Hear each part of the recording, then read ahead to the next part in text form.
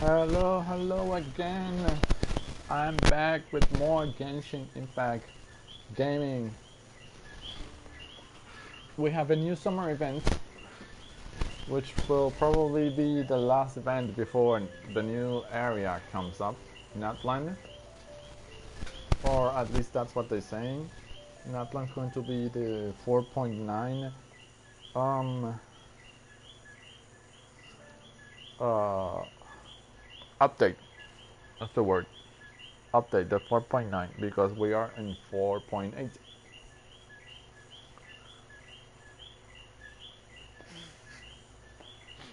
Or at least that's the rumor. I personally, if I don't see it with my eyes, they announcing that 4.9 is going to be Nathan, I'm gonna predict that it's going to be like uh 5.0. Uh, yeah, 5.0 upgrade.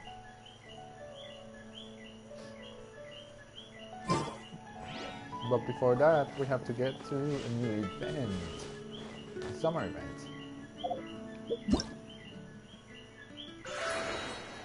Summertide, scales and tails. With new outfits for two characters.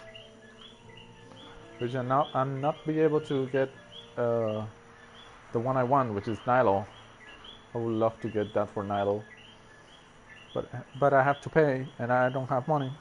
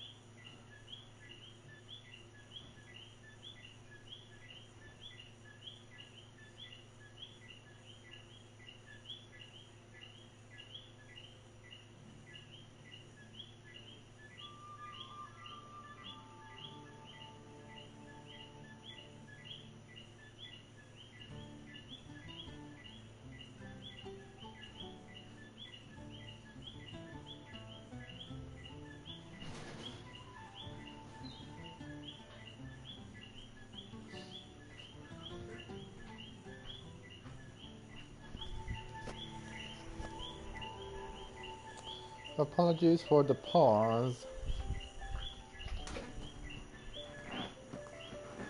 So we're going to get on with this event. Let's see. Oh, by the way, this started 41 days ago. I'm on the 34, so I left it running for quite a while.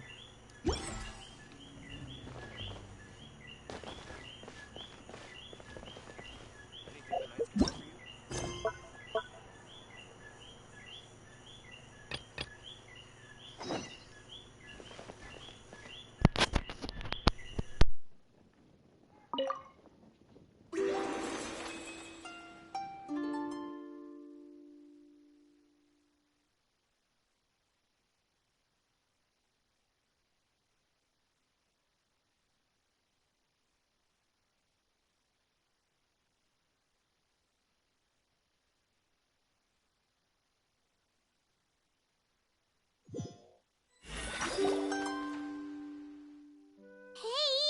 Wake up! Hey! You're finally awake. Paimon was worried sick.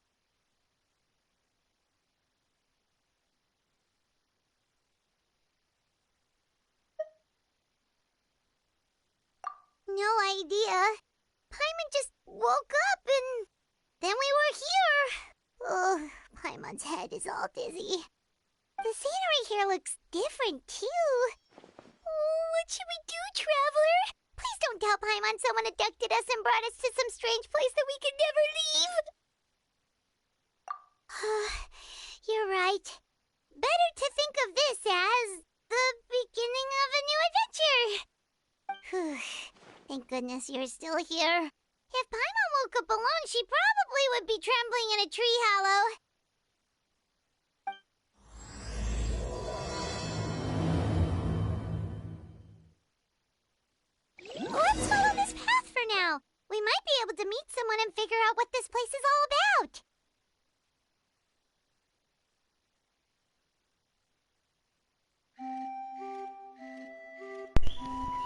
This looks like a fairy tale. This just looks like a fairy tale.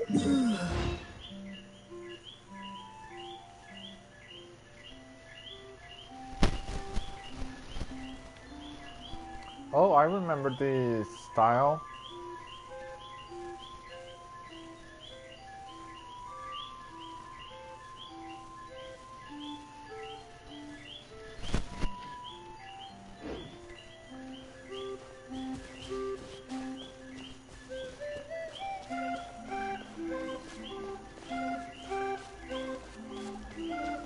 Very Alice in Wonderland kind of style.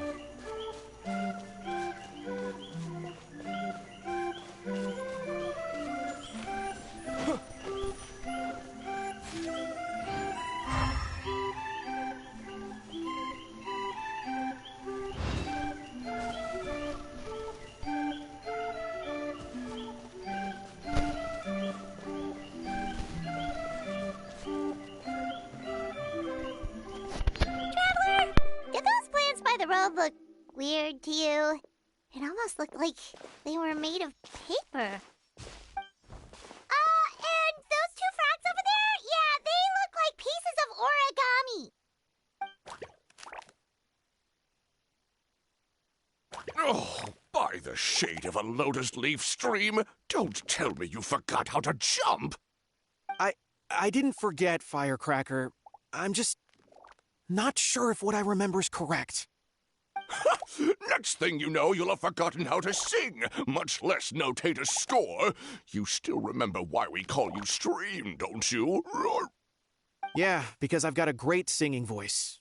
Although these days, the name seems more ironic than anything. Not just a great voice, one that evokes the gentleness of early morning dewdrops flowing into a spring. So cheer up and make the jump over. If you're still unsure, just use that roll of magic thread. I won't laugh, I promise. Now, don't tell me you've forgotten how to use that as well. I haven't forgotten everything, Firecracker. Your name, for instance. It's kind of hard to forget that you're named after your fiery temper. Now do me a favor and pipe down for a second. I'll be right over.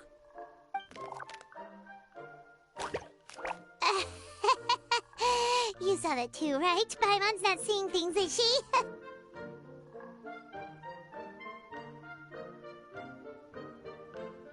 This place is getting more confusing by the second.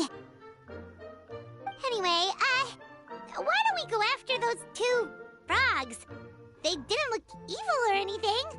Plus, they might be able to help us out.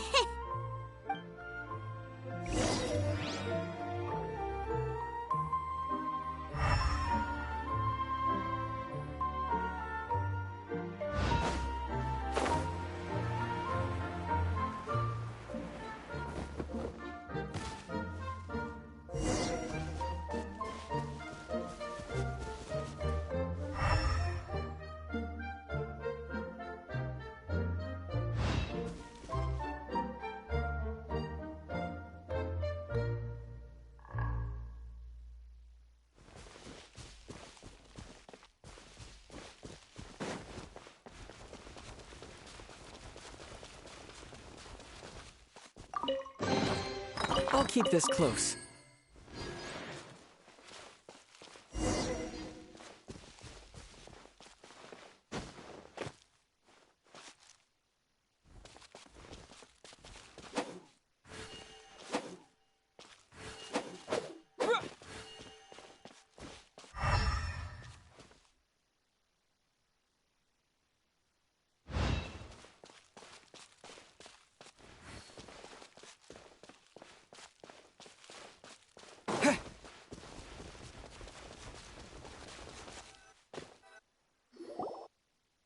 Guess we're not catching up to those frogs.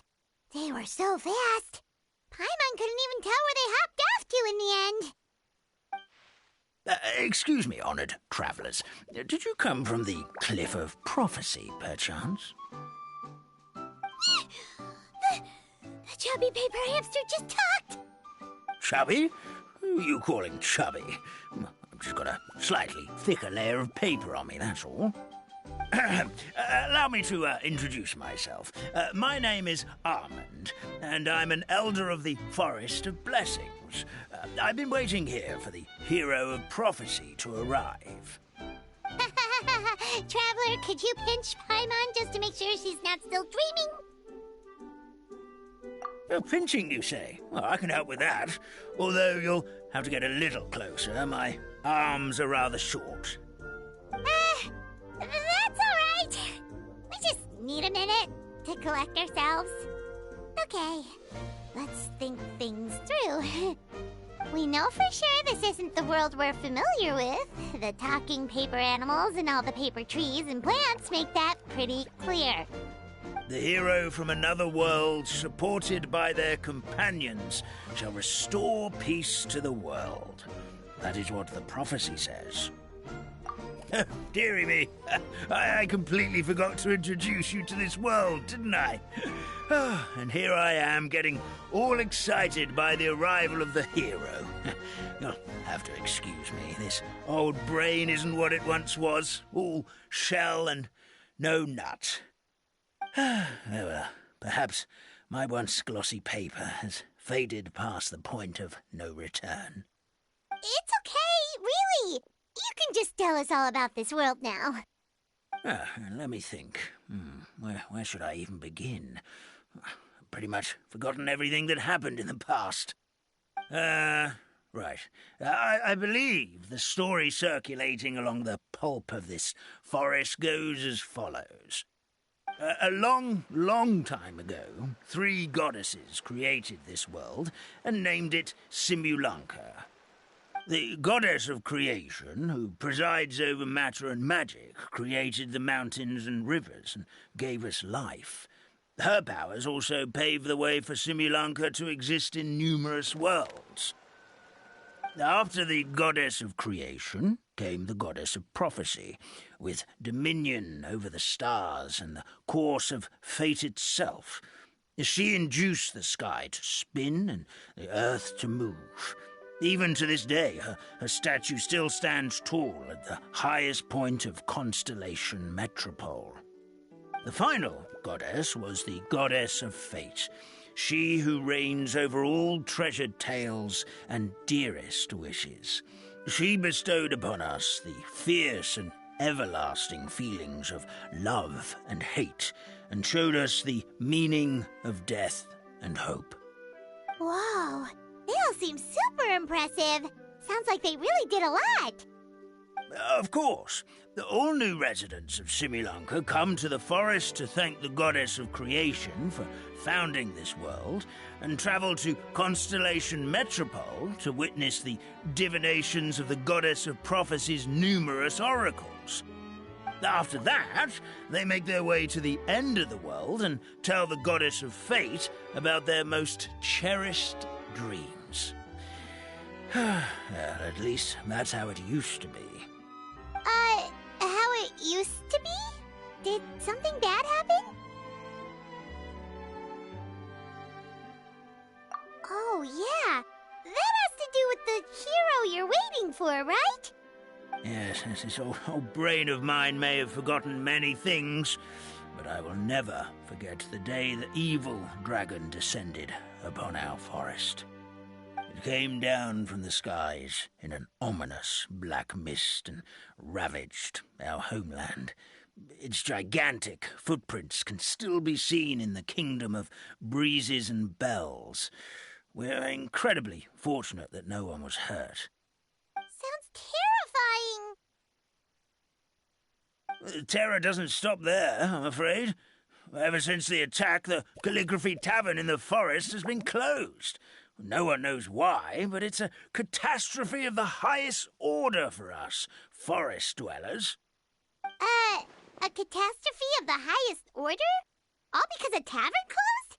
If we were talking about Mondstadt here, Paimon might understand, but is it really all that serious? Good goddess of creation above. We'd take even the greatest flood over the closure of the tavern. Wet paper will dry out with time. Fallen trees can be restored.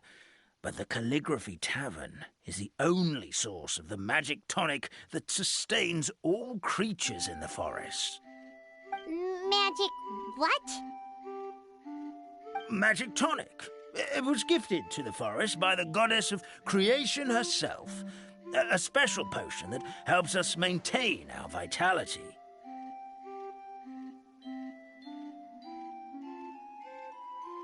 Well, our bodies will gradually crumple and become brittle until they eventually disintegrate entirely. Our colors will fade and we'll start to lose our memory until we can't even remember our own names. But wait, Grandpa Almond, does that mean you've already... Oh, I'm afraid so. The color has all but completely faded from my paper. To be honest, all I really remember is that I'm supposed to wait here for the Hero of Prophecy. But I've already forgotten who gave me that order to begin with. Then we've got to act fast! How can we help? Oh, brave Pixie. May the goddess of fate reward you and your friend for your kindness. Could it be you're the heroes I've been waiting for all along? Not sure how we know that. Plus, we can't even remember how we got here, so it's not looking too promising.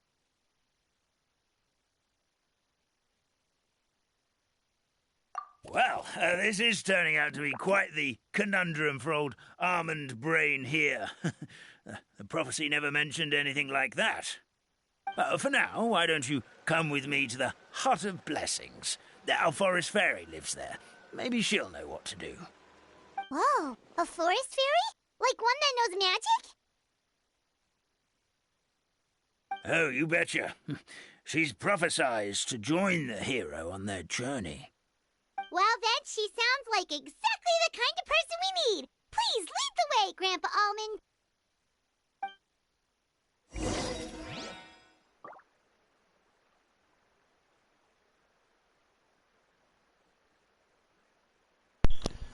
This all sounds like a story of Flea.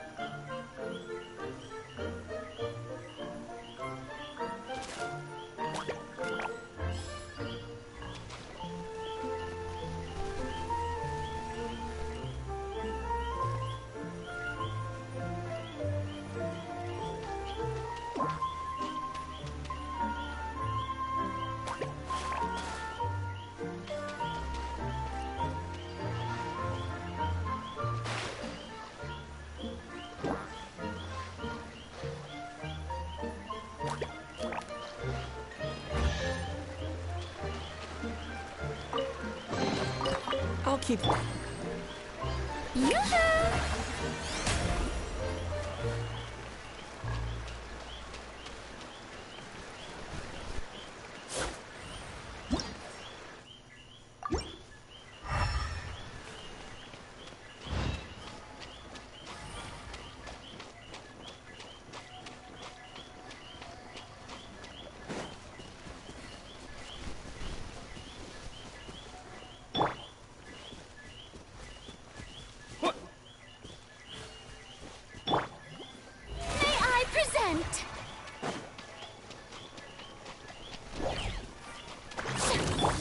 Shine down!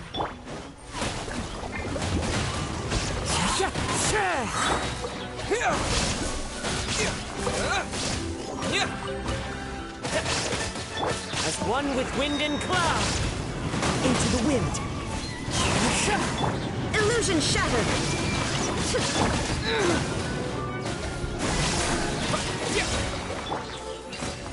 How brilliant!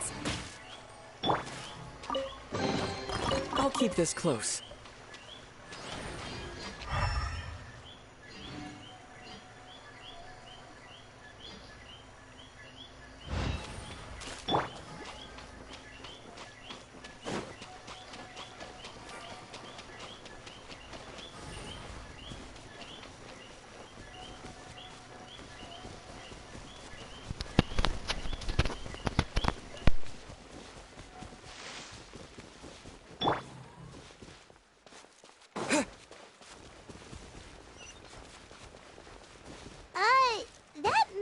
there looks pretty strange.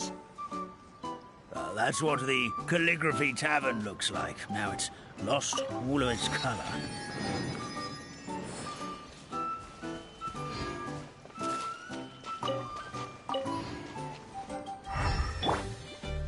May I present?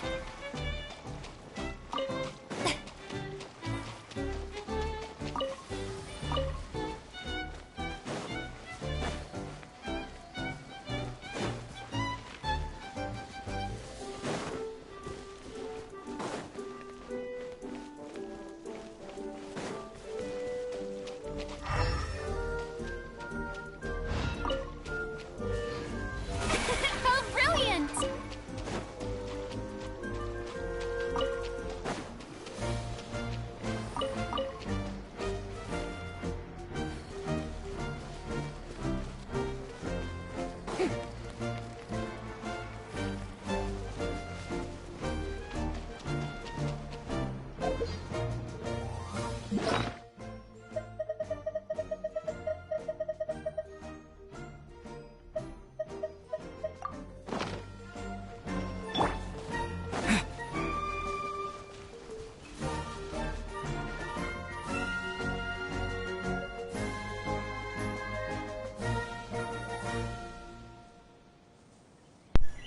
If you hear a sound in the background, it's the fan.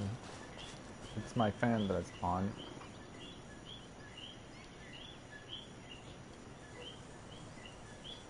Today it's not as hot as other days, that's why I decided to stream.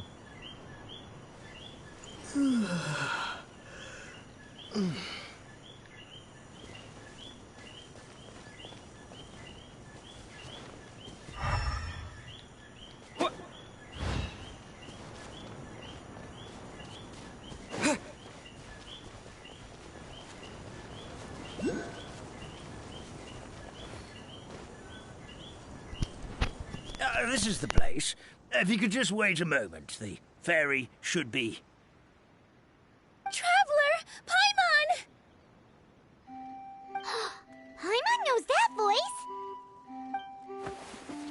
It's really you! I'm so happy to see you!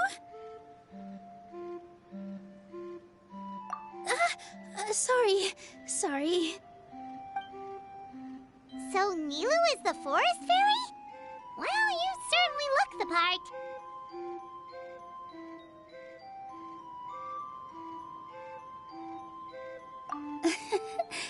Thank you. To be honest, I'm still getting used to it. It's the weirdest thing.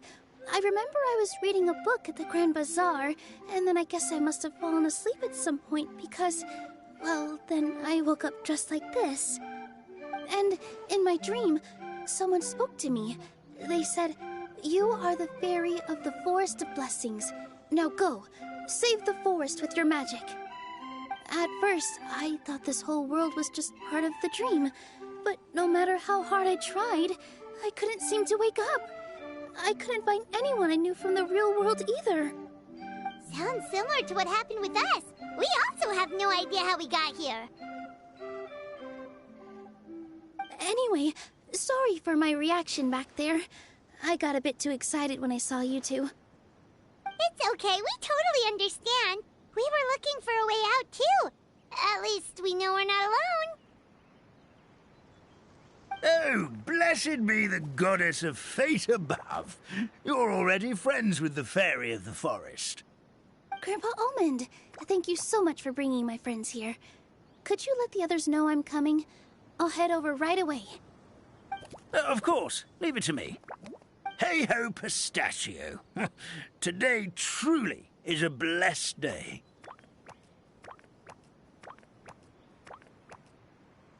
Wow, Nilou. Looks like you made short work of getting to know the locals. Well, when I arrived here yesterday, Grandpa Almond told me all about the state of this world. Since they think of me as their forest fairy, I just felt like I had to try to help them. Oh, so you mean like using some kind of forest magic to repair the tavern? Unfortunately, I don't know how to use the magic of this world. I've tried using my vision, but it doesn't seem to work here. If the books stored in this hut are anything to go by, this seems to be the place where the goddess of creation first made the townspeople of this forest. She folded the pages of books into small origami animals, gave them life with her magic, and with time, that's how the Forest of Blessings took shape. Maybe one of the books here could teach us how to use magic. I read them all, but only found one reference to magic. The incantation, Abracadabra, means to create what I say. This is a world made up of words, where fantastical powers can be wielded by all. Okay, so basically everyone in this world can use magic? That's nice, but still kind of vague. Yeah, from the other books I read, it seems like this goddess really likes to play fast and loose with the details. So, what should we do now? Didn't you say you were going somewhere, Nilou? Oh, yes. I was going to help some of the other residents of the forest.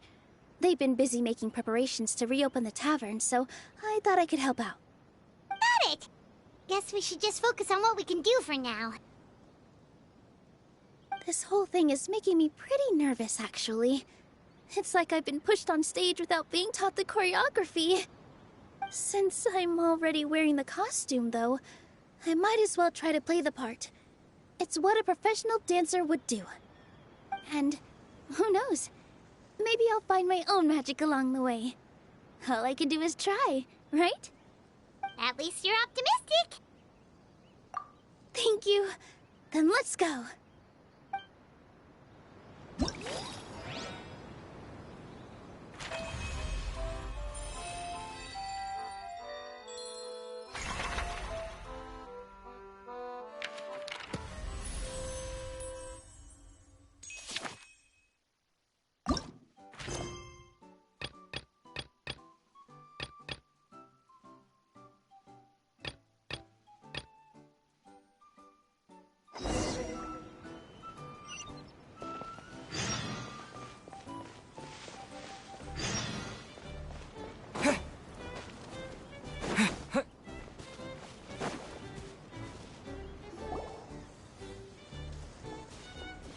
Look, the forest fairy is here, and she brought her companions. Grandpa Almond was right. They do look promising. Hello there, everyone. I heard you were working on the piping for the calligraphy tavern. Is there anything we can do to help? Oh, we wouldn't dream of troubling you with our petty problems, my lady. Don't you worry. We have it all under control. You sure about that? Because from where Paimon's floating, the piping is looking pretty chaotic. Ah, yes. We have my careless friend to thank for that. He promised we could leave the pipe connecting to him, and, well, the results speak for themselves. Hey, I just wanted to inspect each pipe. This is the network the magic tonic has to flow through. I was just trying to be thorough, so I disassembled the whole thing. Yeah, and now you've forgotten how to put the thing back together. Have you been eating too many nuts again? 'Cause you are what you eat. Please don't fight. I know everyone wants the tavern to reopen as soon as possible so that the forest can return to normal. So, why don't you let us help out? Yeah, we're here anyway, so we might as well be helpful. We just need to reassemble these pipes, right? Well, if you're offering... Basically, the pipes need to be connected properly to allow the magic tonic to flow through. If you put the wrong pipe in the wrong place, the tonic will get stuck halfway. Attention to detail is key. Says the guy who messed up the whole thing in the first place.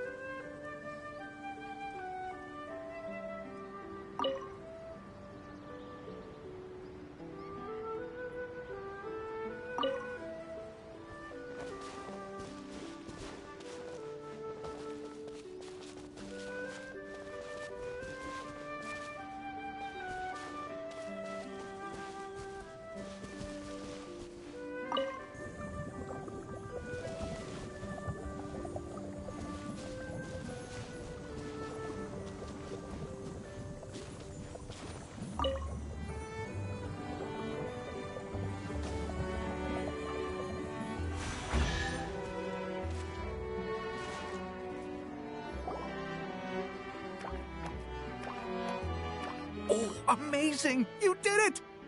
Now the tonic will flow into everyone's cups without getting stuck, right? Oh, gotta say though, Paimon is starting to get pretty curious about this magic tonic. Could she have a teeny tiny sip? Just a little taste, please? It's not greed, it's curiosity.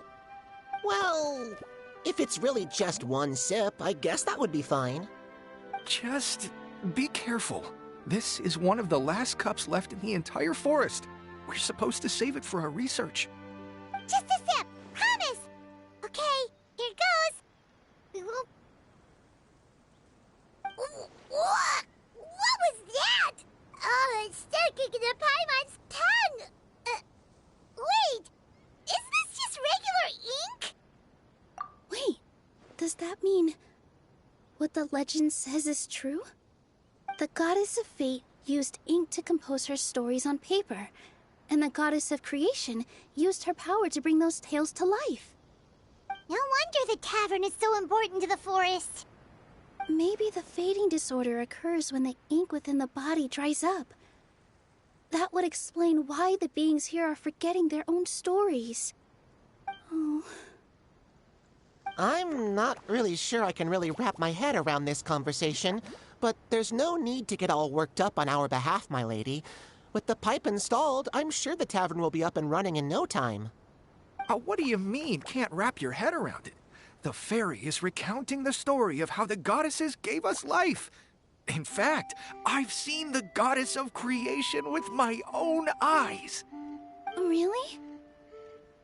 Don't be ridiculous. There's no way you're old enough to have met her. We're the same age, and I think I would know considering we went to tell our wishes to the goddess of fate together. So stop talking a load of papier-mâché. Oh, fine. It was my grandfather, all right? He was the one that saw her.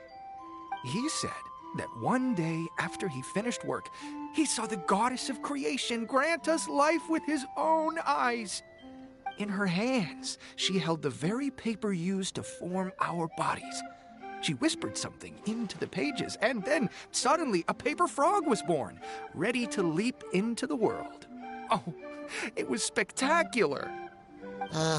Cut the theatrics, will you? You weren't even there. Wait, so that's it? Paimon thought creation magic would have a little bit more pizzazz. Oh, so in your world, the creation of life is a much showier affair? Huh, I'm learning something new every day. Well, that's not exactly what Paimon was trying to say. Magic doesn't have to be spectacular. That's enough out of you. All your boasting is confusing our kind fairy. Oh, no, it's all right. I actually think I understand the magic of this world a bit better now. Thank you.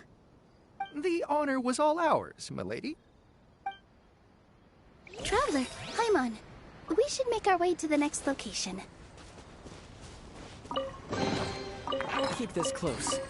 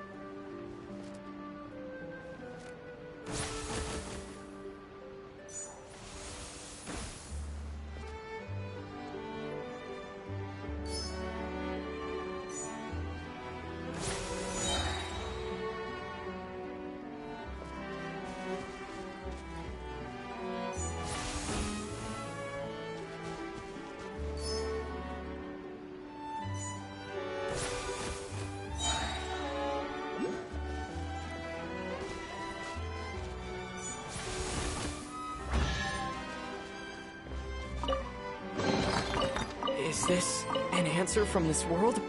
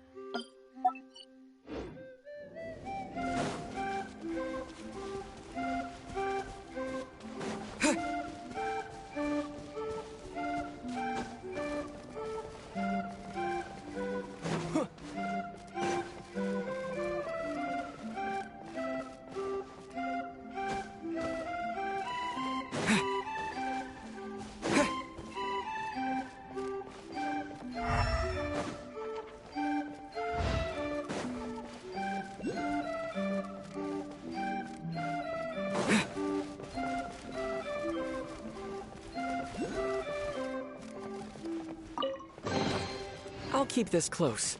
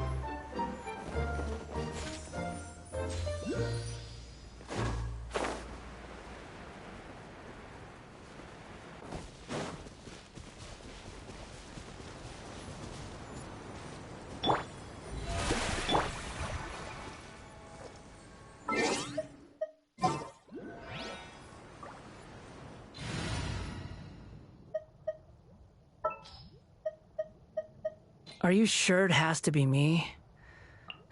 Fine.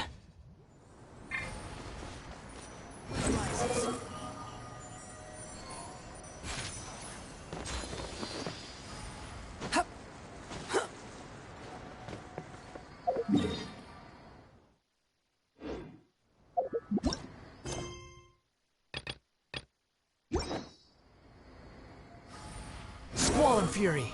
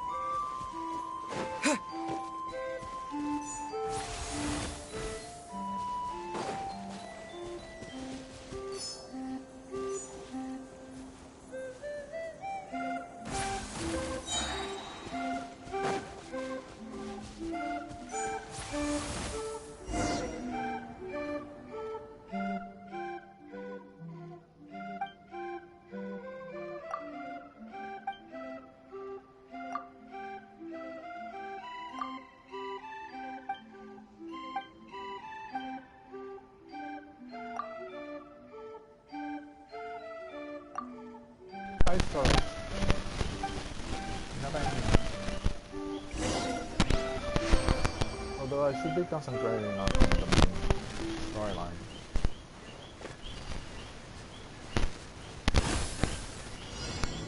Whoa!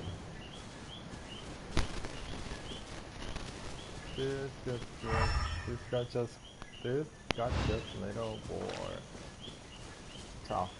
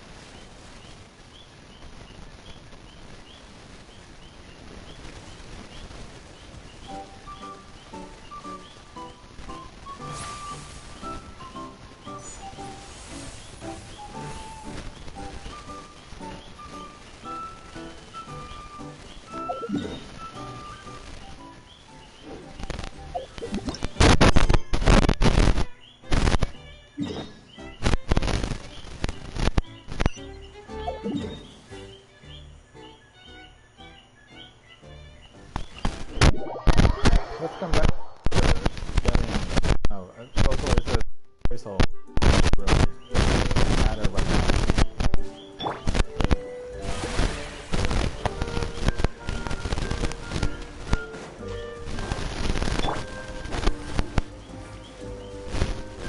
Get me a bit frustrating.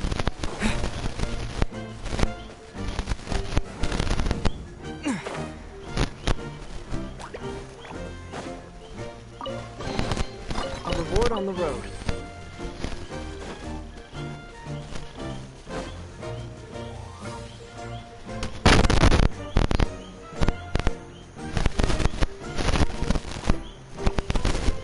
Oh, Stream! Your rhythm is off again! At this rate, it doesn't even matter if the tavern reopens. The band's not even going to get any gigs! I'm sorry. Hello there. I hope we aren't interrupting your rehearsal. Wait, these are the two frogs we saw on the road a little while ago. Oh, the forest fairy is here! For the love of Lotus Leaves and Dewdrop Stream, you've really got to put in some effort now. But Oh, don't pressure yourselves on my account. Are you rehearsing for a show? Sure are. You see, our group regularly performs for guests at the tavern. We've been out of work for quite some time, with the closure and all. But after hearing of the fairy's arrival yesterday, we figured we needed to get in performance shape right away. I understand how you feel.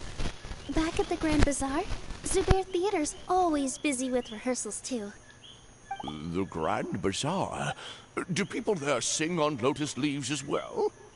Yeah, they do. And it's a really big one. You're the conductor of your group, aren't you? You remind me of Mr. Zubair. Ah, then he must be an ambitious director. One who would do anything to avoid disappointing a single member of the audience. It's just... Is there anything we can do to help you, Mr. Stream? Oh, no. My problems are mine and mine alone. It's just, after the tavern closed, I somehow forgot how to sing.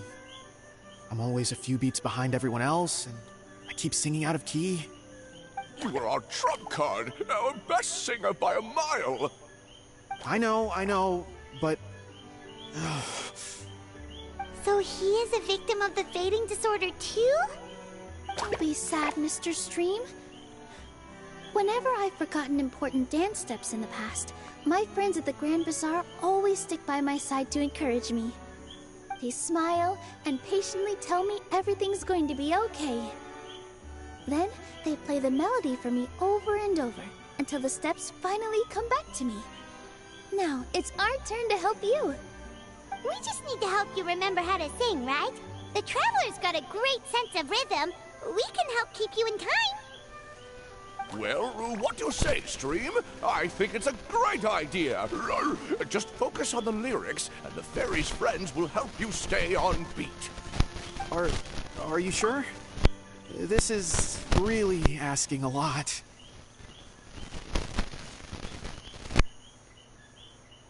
Don't worry about it, Mr. Stream. It'll all be worth it when the tavern reopens and we finally have the chance to hear your marvelous singing voice.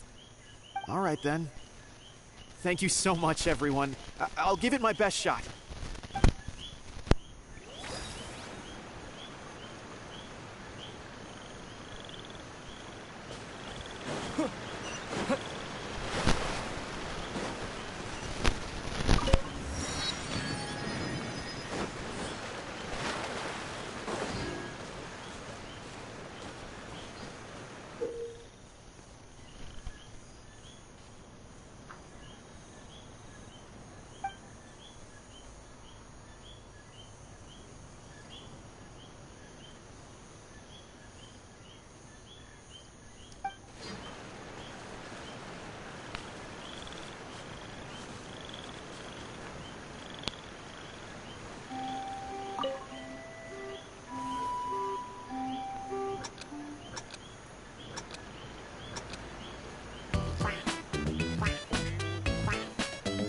Excellent! Perfectly in time.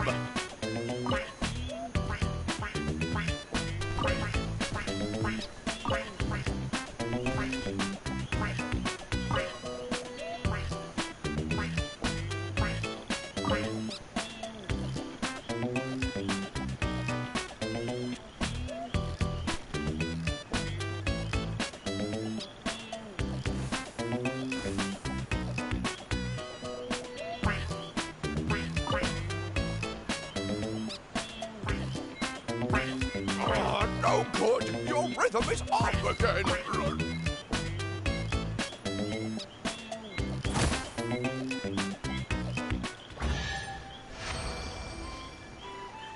I feel like I'm getting the hang of it again. Goddesses above, this better stick when it comes to the performance. Just do it exactly like how we rehearsed. Thank you, everyone. Thanks to you, my voice is once again as clear as a flowing stream. Glad to hear that you're feeling better, Mr. Stream. It's also about time for us to go to our next destination. Mm-hmm. We'll be looking forward to your performance at the tavern. We've got one final stop. Let's go. Reward on the road.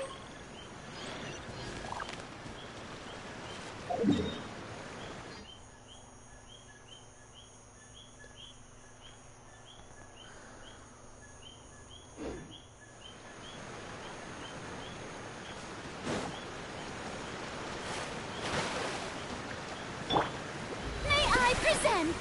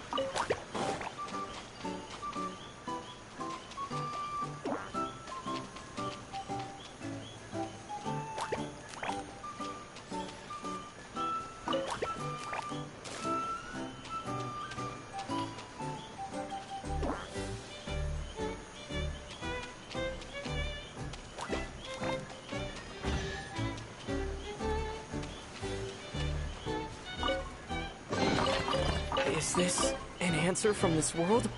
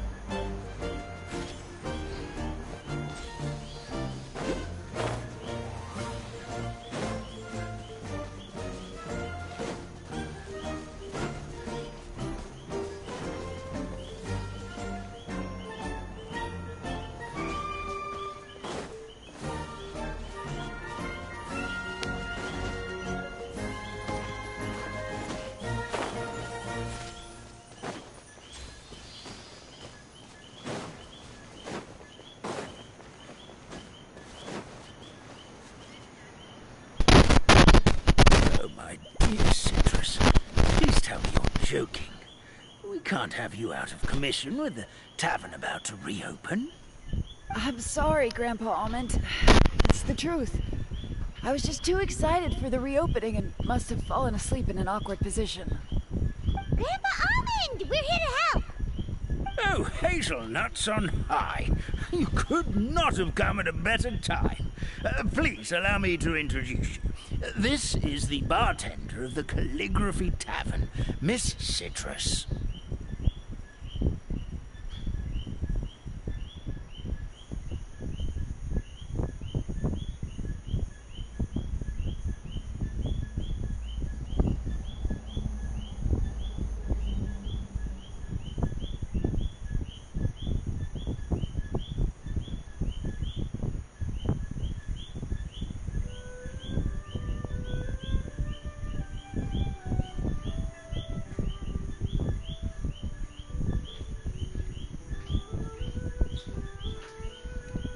Miss Citrus is supposed to add all kinds of delicious fruits to the magic tonic.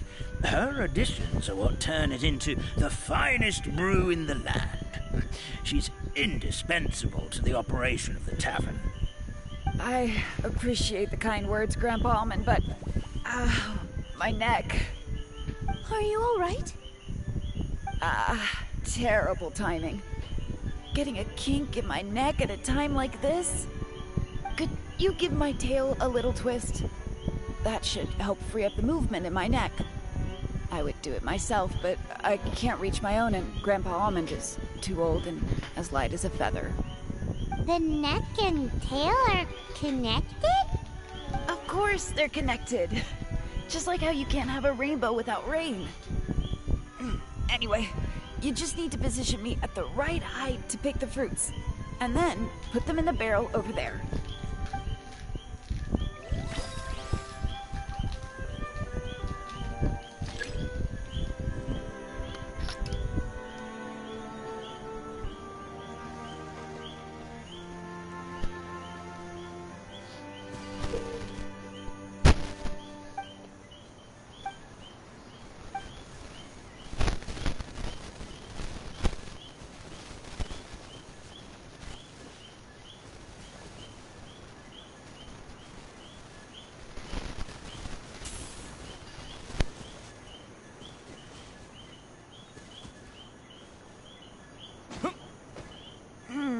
This doesn't seem quite right.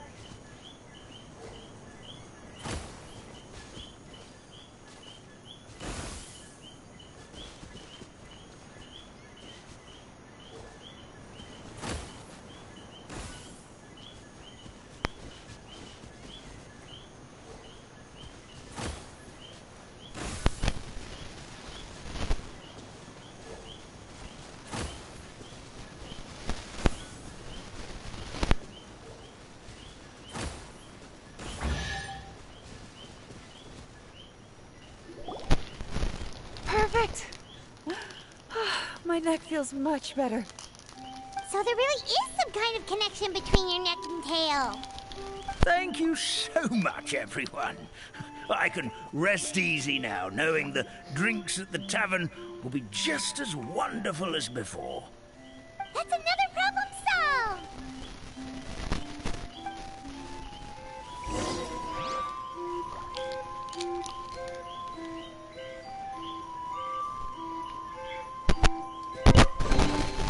I'll keep this close.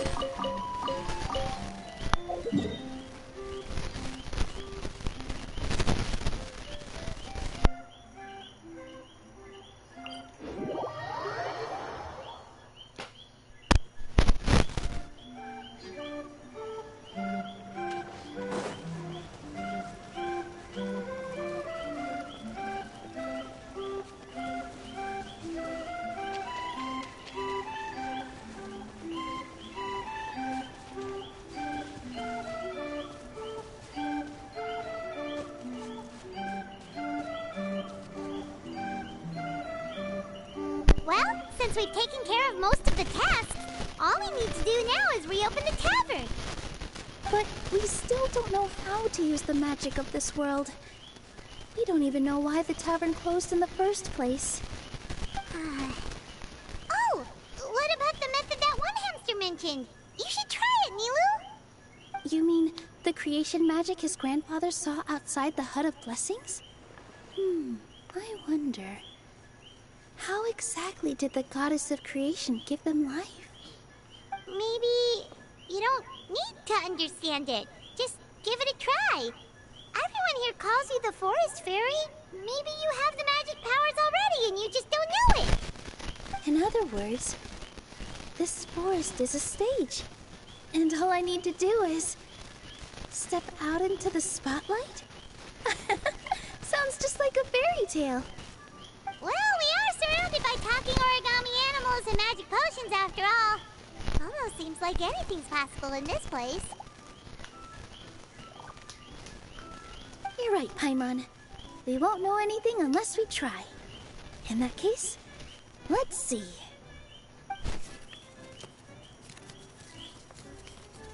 This is how you do it, right? I think I got the folds right.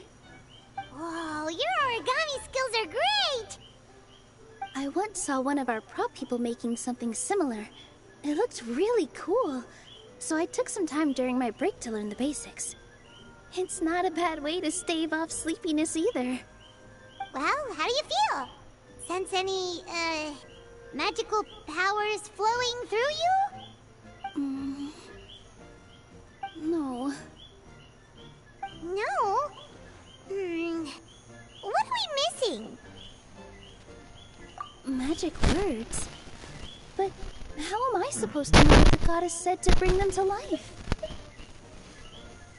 Oh, good point! You're the Forest Fairy, Nilou! What do you want to say to the new resident of your domain?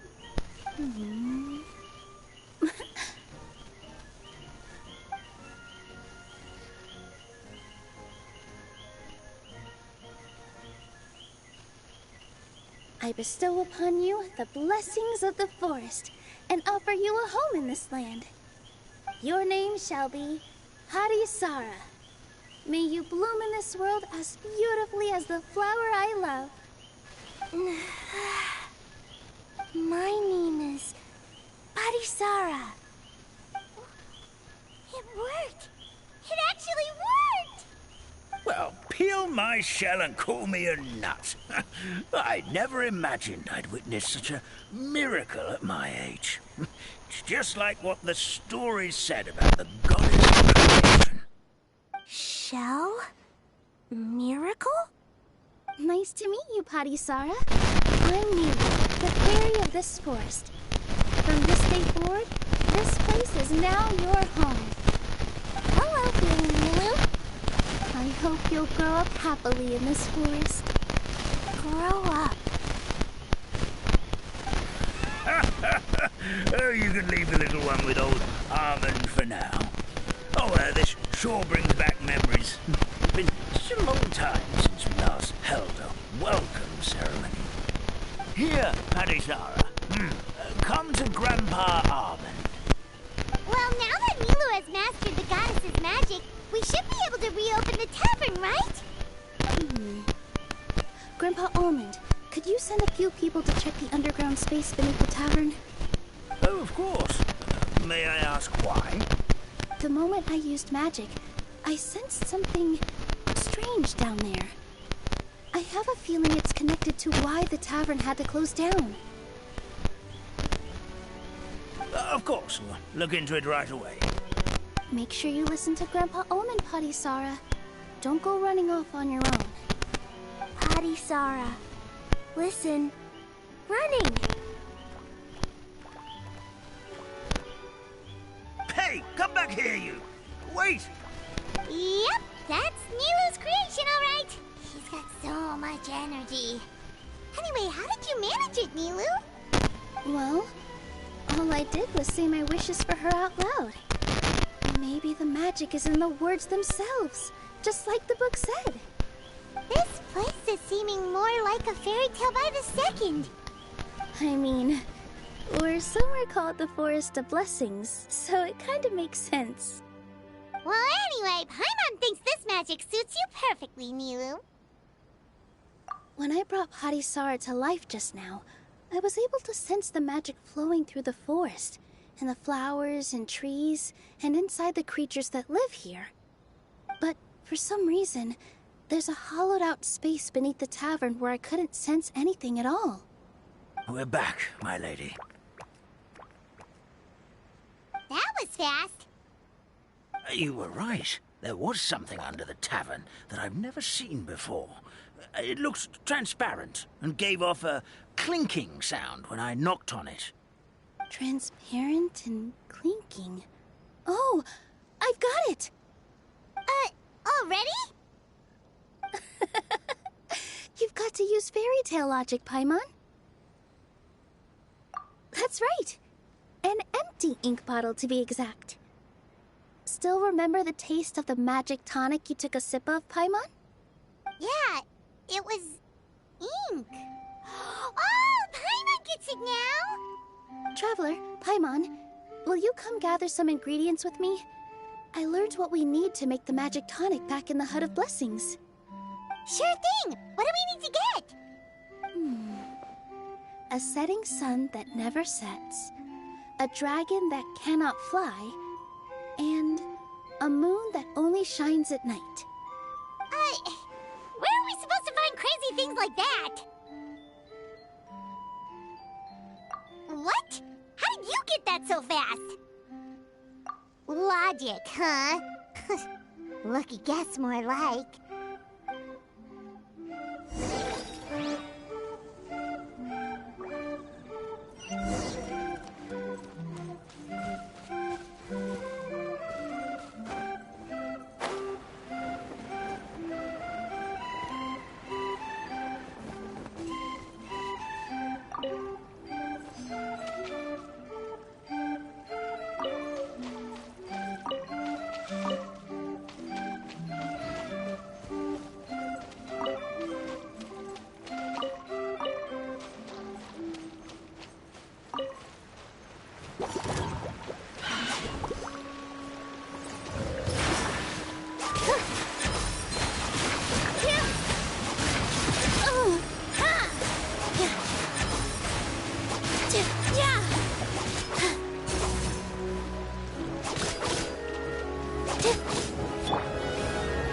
How brilliant!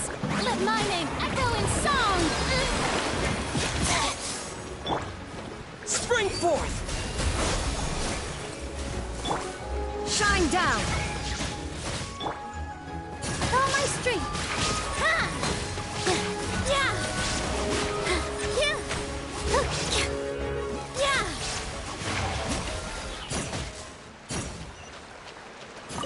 That should be everything, right? What should we do now? Let's go back to the Hut of Blessings.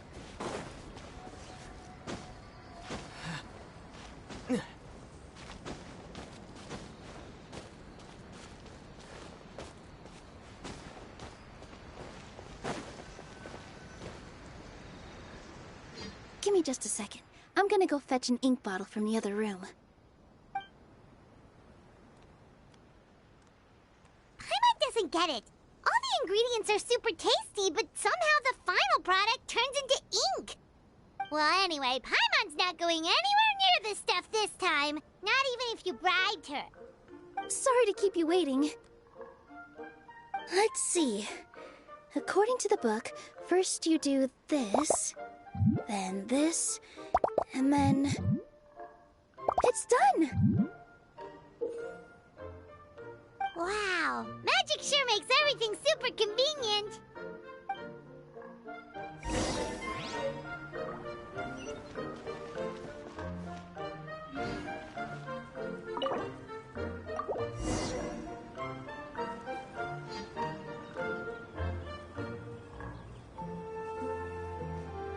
Yes, this is it. This is exactly the magic tonic we need. Grandpa Almond, could you take the concoction to the room underneath the tavern and place it next to the transparent bottle you found? I'll handle the rest. Of course. As you command, so it shall be done. I still get nervous at times like this. It's just like when you step on stage and you can tell that every single person's gaze is fixed right on you.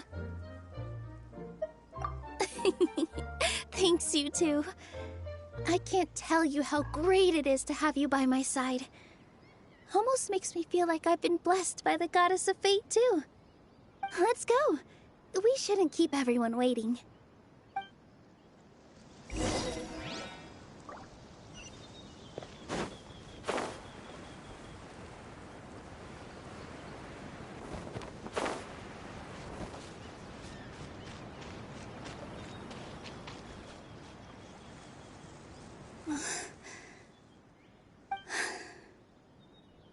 Forest, please heed my words and accept my blessings.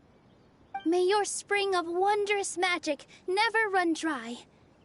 And may all who call you their home lead happy, fulfilling lives.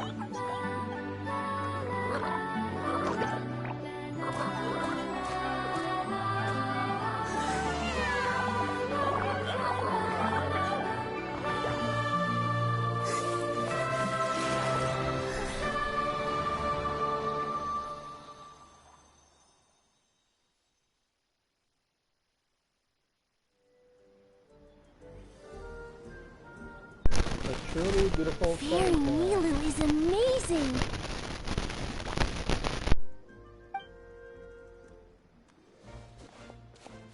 Wow, it's so pretty. What a beautiful cavern.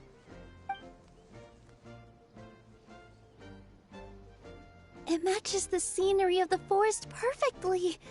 I was so surprised when it suddenly opened up like that. Just like a pop-up book.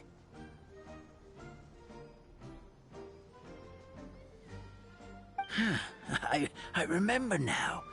I remember everything. It was me. I was the one who went to the top of Constellation Metropole and witnessed the goddess's prophecy.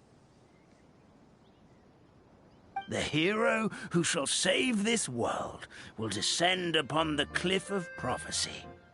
The hero, supported by their companions, shall restore peace to this world. So the prophecy really did have all the answers. You just forgot the first half. That's why I was waiting near the Cliff of Prophecy. Wonderful. Simply wonderful. There's still some hope left for old Armand after all. Is the Cliff of Prophecy that place with the huge mural? 'Cause that is where we woke up, but we don't remember anything about how we got there. Also, we didn't get a change of clothes like Nilou. Are we definitely the heroes? If not you, then who else? You've already helped the fairy revitalize our forest. To us, that makes you heroes, prophesized or not. All right. Either way, we're going to keep adventuring, even if it's just to figure out how we can get back to our world. Yep, that's exactly right. Helping people we meet on the road is kind of our thing. As expected, the words of the goddess of prophecy always come true. I'll come with you. It can't hurt to have a magical fairy tag along, right?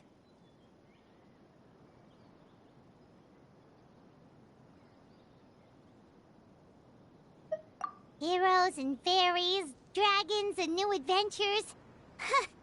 This is sounding more and more like a fairy tale by the second. I would say your next stop should be Constellation Metropole. It's Simulanka's most prosperous city, just across the sea. Once you've arrived at the Astral Garden at the highest point in the city, maybe you can try seeking divine counsel from the goddess of prophecy herself. Are you leaving, Fairy Nilou? I'm afraid so. There are still other people who need my help. I won't go far, though. and I'll come back to visit the minute I have time to spare. So be a good girl, Patisara, and help out Grandpa Almond whenever you can, alright? Mm-hmm. Got it. Patisara will wait here for you. That's a good girl, Patisara. I almost forgot. If Constellation Metropole is where you're heading, you'll need to take the Maritime Express. I'll head to the station first thing tomorrow morning and wake up that lazy station master for you. Why don't you take a break for the rest of the day?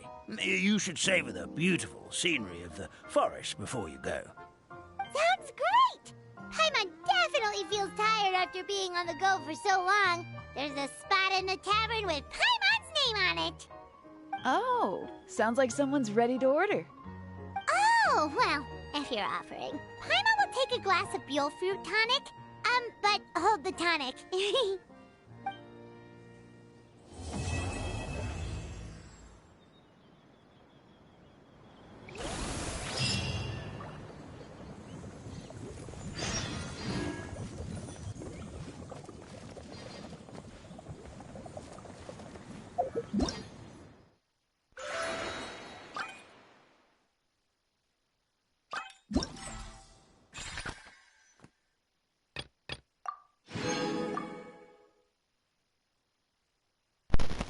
These are the rewards.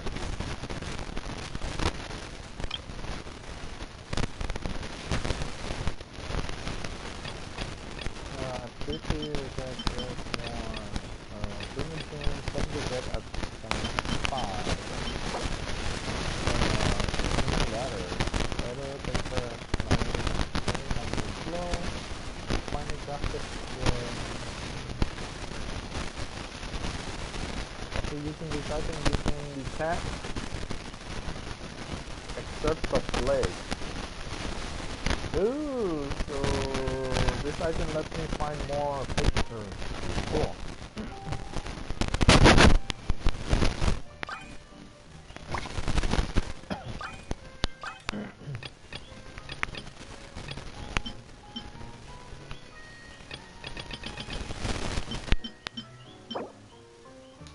Joyous letters. After using that item, you can detect all excerpts of blades within Smilanka. Oh, this one lets you see all the ones in the entire world.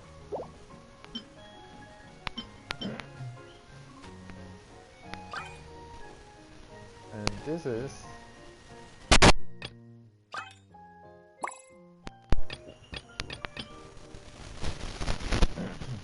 fabricate figures 15 times. 30, 45, 60, 70 times.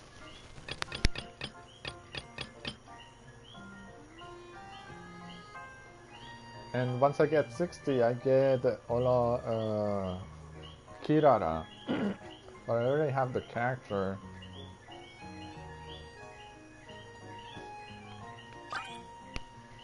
Also, I get 125 and I get the new outfit for Kirara. I have to get to here.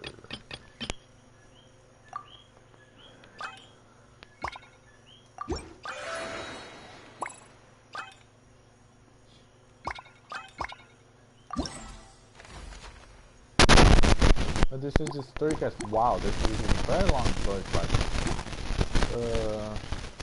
Story quest 2, 3, 4. Then has narration, footnotes, and all textual manual.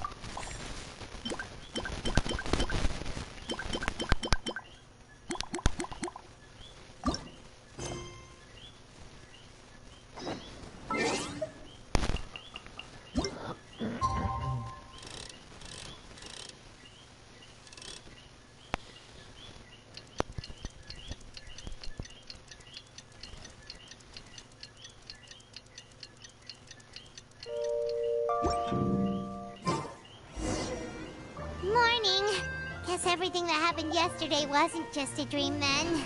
Well, it's time for our next fairy tale adventure. We should head to the station Grandpa Almond told us about.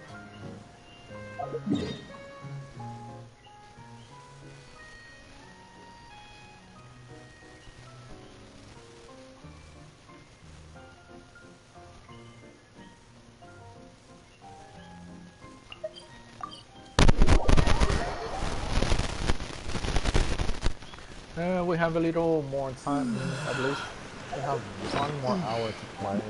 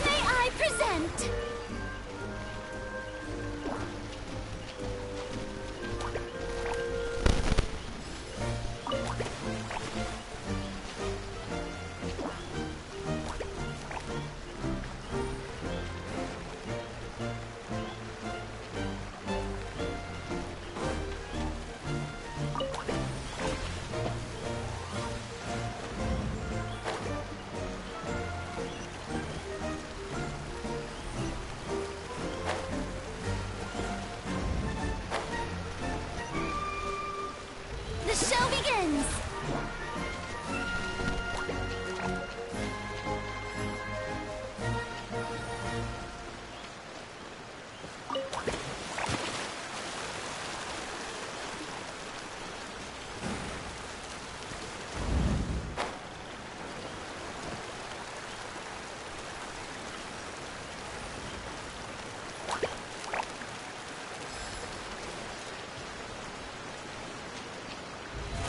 How brilliant!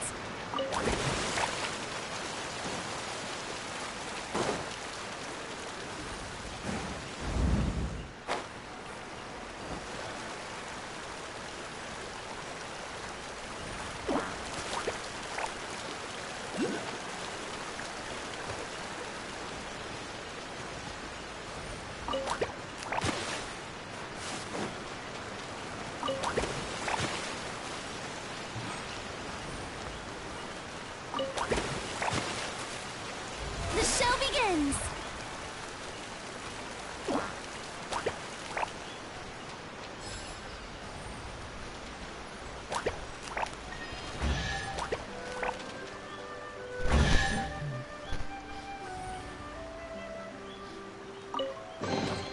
Ooh, what a pleasant surprise!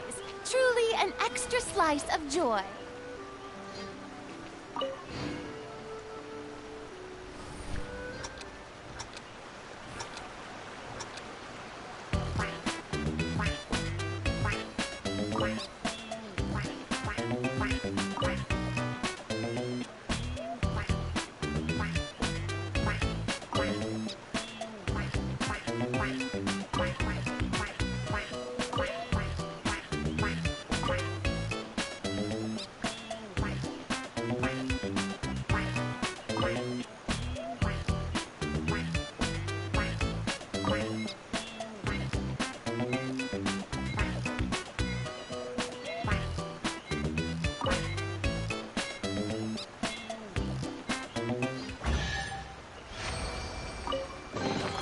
Ticket.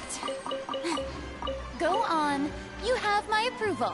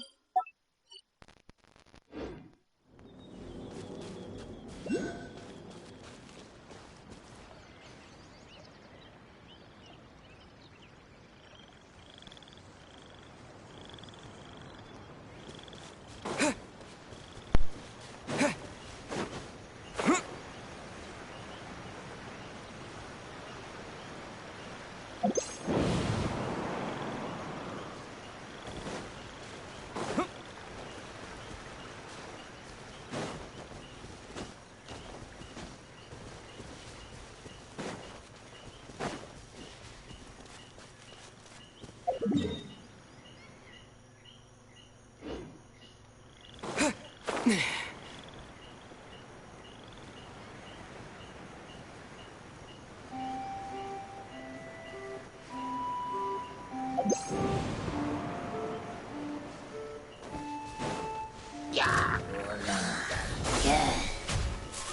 is no escape! Behold!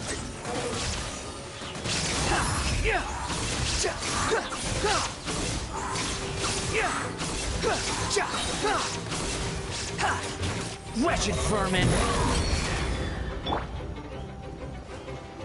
Inazuma shines eternal!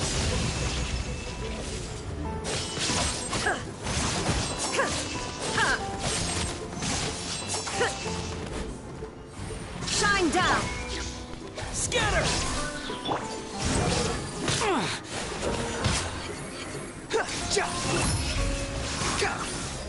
Dada Kundala.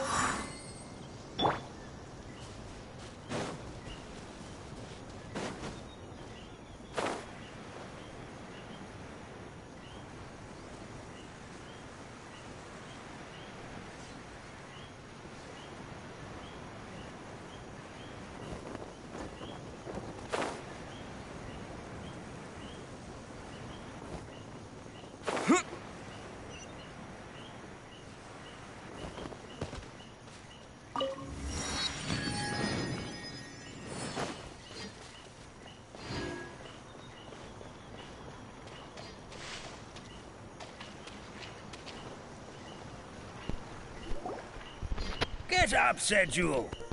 Time to get to work, you lazy bones. I can't remember how to call the train. Just let me sleep a little longer, and I'm sure I'll remember.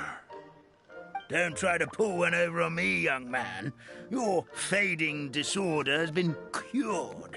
I saw you chugging cup after cup of magic tonic in the tavern last night. You must be mistaken, Grandpa Almond. That guy definitely wasn't me. Oh, you remember my name now, do you? Then it seems like you're all better. You had no idea who I was when you were fading. Now, enough of your nonsense. Get up. The fairy and her friends are going to be here any second. All right, I'm up. The Maritime Express should be here soon. That's more like it. Lie there any longer and you'll start gathering dust. Is everything okay? The hero, his pixie companion, and the forest fairy. Oh, I didn't know you were already here. Merciful macadamias. I'm sorry you had to see that. Oh, it's all right. Paimon knows the feeling. Who doesn't want to sleep in first thing in the morning? Does the Maritime Express run out of Constellation Metropole? Yes. Each train needs a conductor to operate, and the conductors are always from the capital. The more difficult maneuvers are a little too complicated when you're made of paper. Oh, so you mean the people of Constellation Metropole aren't origami animals like you? Well, the city welcomes visitors from all over the world, so you're bound to run into some forest dwellers there. But yes, generally speaking, the residents of Constellation Metropole look quite different from us. You'll see for yourself soon enough. Here comes the train.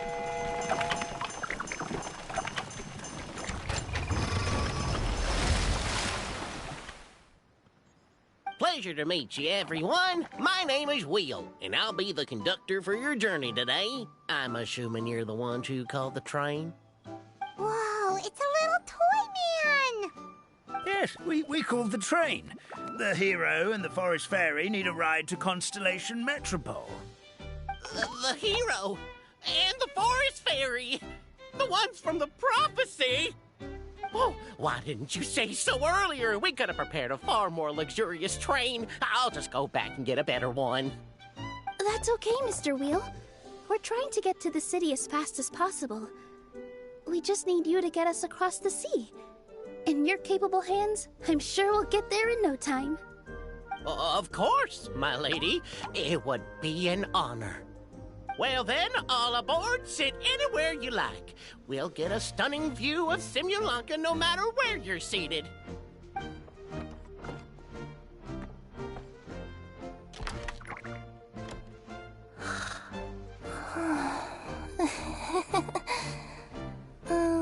Breakfast.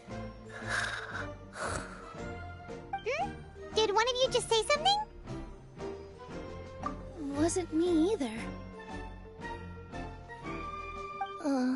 Breakfast. Oh, come back. Sounds like the voice is coming from inside the train.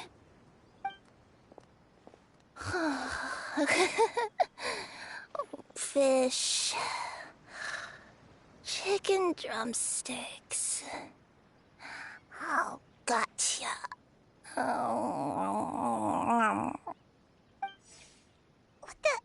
What's Kirara doing here?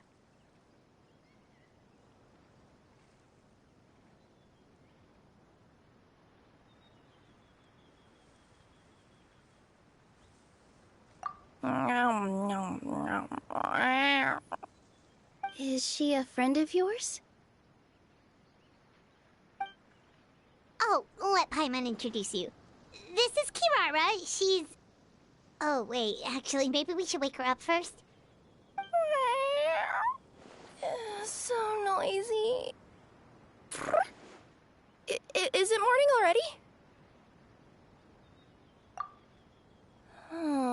Morning. Huh? Traveler! Paimon! It's you? Which means... Oh, thank goodness. It was all a dream after all. Oh, gotta hand it to my imagination. It all felt super real. There were these toy people, but they were alive and they could talk. Madam, sleeping overnight in the train car is prohibited.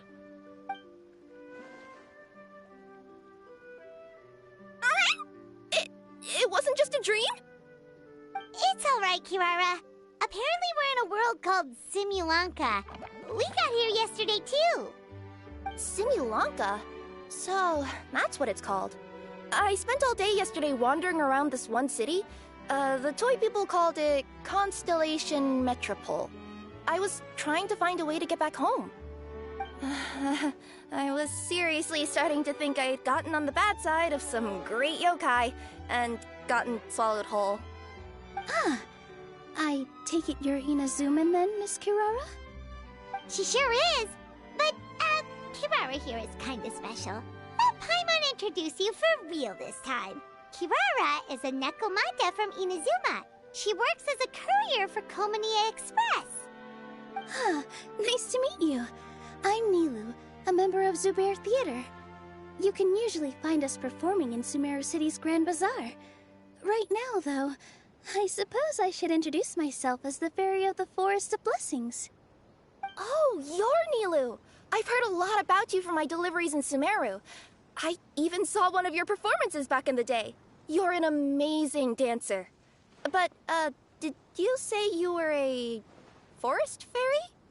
Oh, yeah, that's her new identity here in Simulanka. Oh, speaking of new identities, looks like you got a new outfit yourself, Kirara! Yeah, I know! It confused the heck out of me yesterday. I just woke up in a set of brand new clothes I'd never seen before. That must mean you have a big part to play here, too!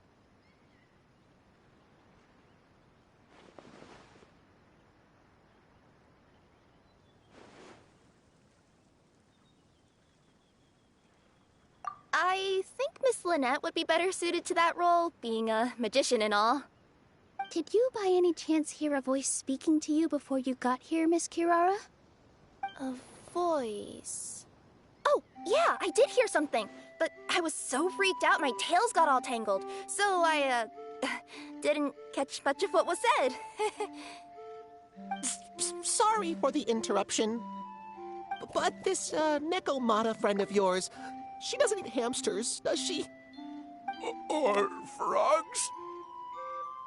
Oh, no need to worry, little guys. I would never do something like that. Well, unless I'd been out in the wild too long without anything to eat. Oh, speaking of eating, I am getting a little hungry.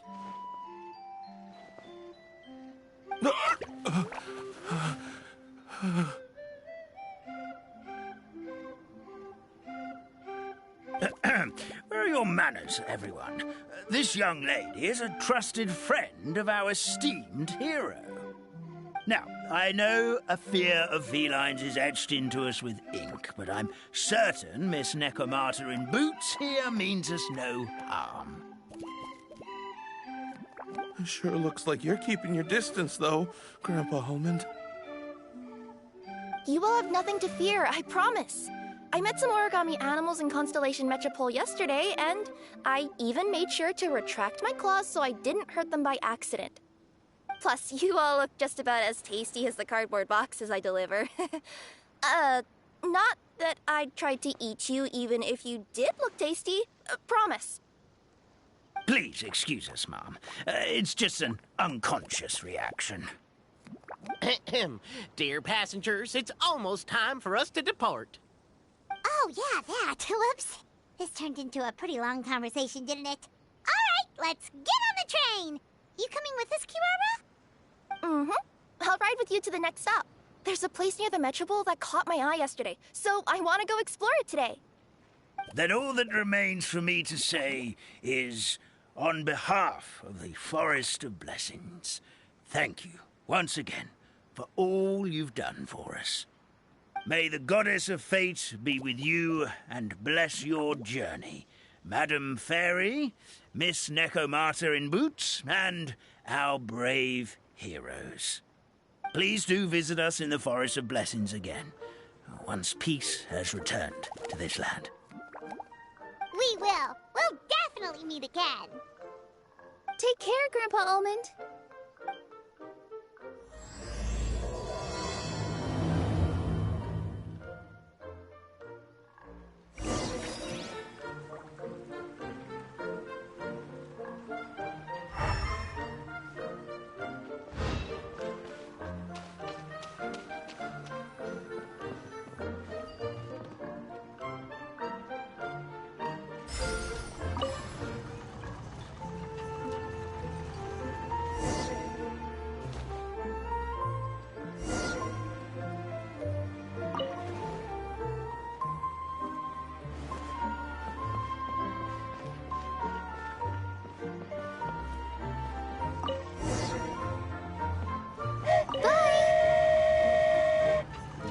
Have a safe trip! Wow, a train ride over the sea?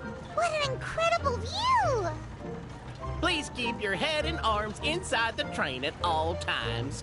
We don't want anyone falling into the sea.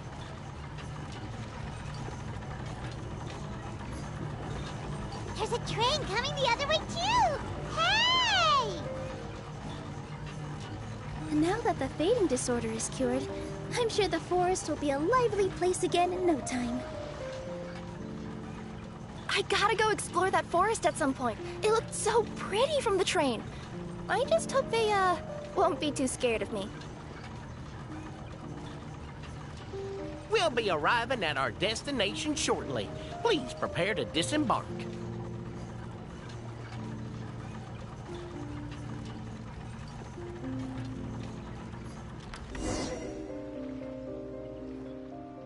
Here we are! Constellation Metropole is right over there. It's a short walk from here to the Gear Sky Ladder, which will take you right to Metropole Square. And thank you again for choosing Maritime Express. Great! And thanks to you for a smooth and pleasant journey, Mr. Wheel. The train cars were comfortable and spacious, and I had a great night's sleep. I'll definitely be back. As you wish, ma'am.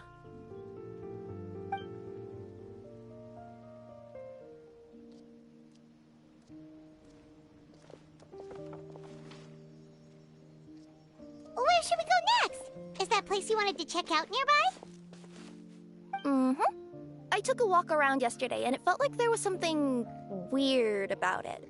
So, I think I'll indulge my curiosity and go investigate. Want us to come with you? It's okay. You guys go ahead and visit the Metropole for now. Hopefully, that's where you'll be able to find out some more about this world. I pretty much explored the whole place from the rooftops yesterday, but for some reason, This is the place that caught my attention. You know what I mean, right? Like, when you get a stone stuck in your claw or something, it keeps nagging at you to dig it out, but you can't focus on anything else until you do. Don't worry, if you run into any trouble, I'll be there faster than you can say gold-level courier of the Comania Express. Okay, fair enough. We'll head to the Metropole then. Guess this is where we say bye for now. Mm-hmm.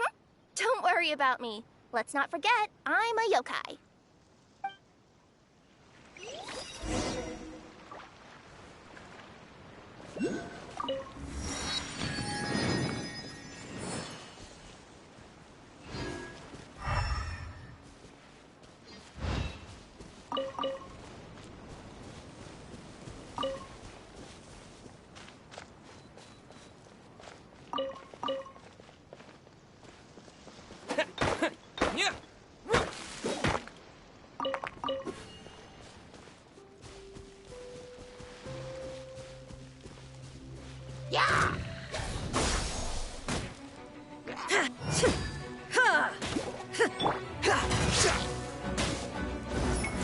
The wind rises.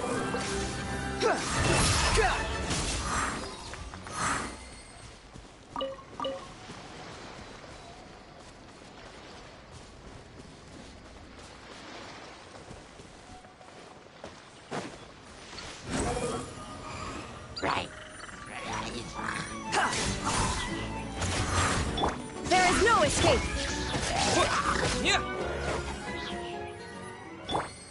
Squall Fury.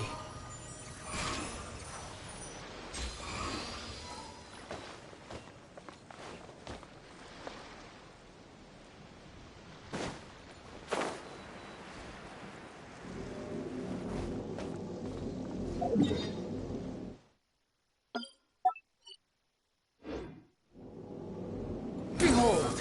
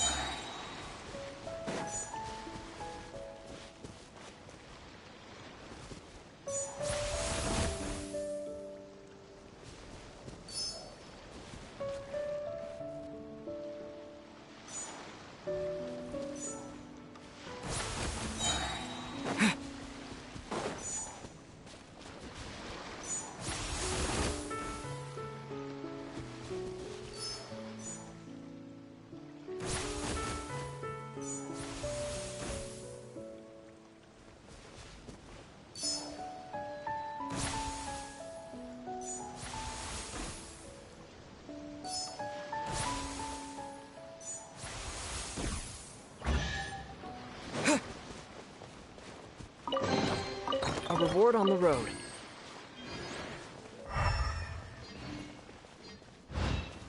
Help me! Is somebody... Help me! Help! Oh, goddess of prophecy above, would you kind souls please help us? What happened here? Why are you all suspended in midair? I mean, being stuck in midair still beats falling to the ground and being smashed into a pile of blocks, but... I told him to be careful, but... No. Never mind. Now's not the time for that. My good friends, could I trouble you to turn the clockwork key over there? I'll explain everything in a bit.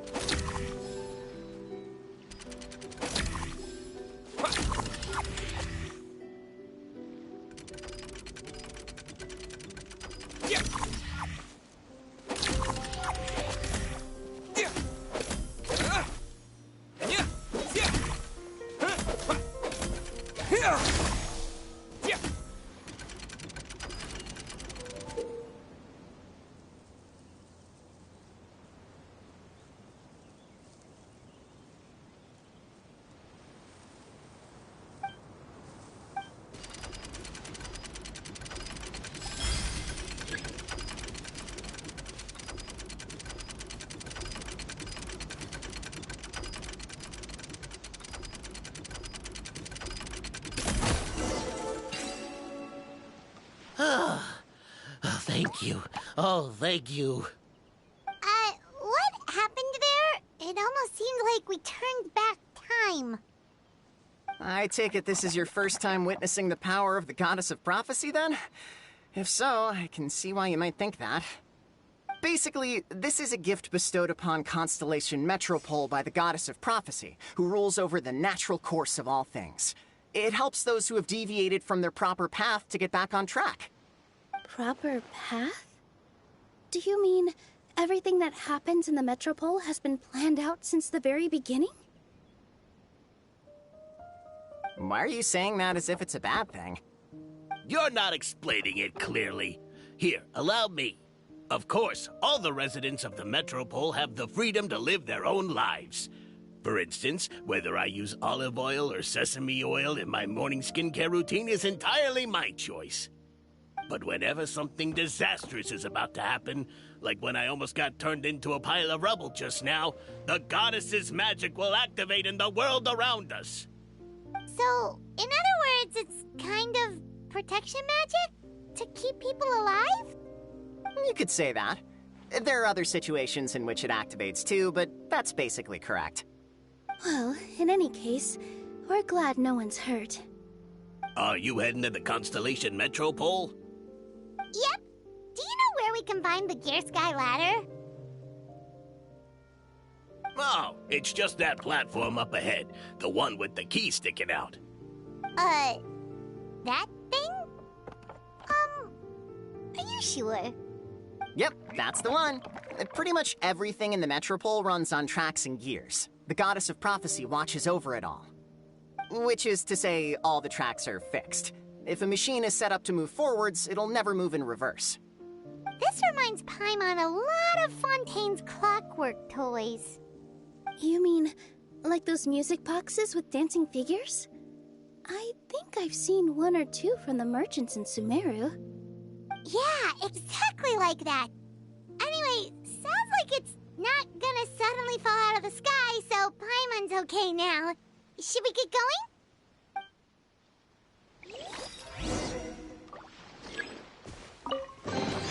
I'll keep this close.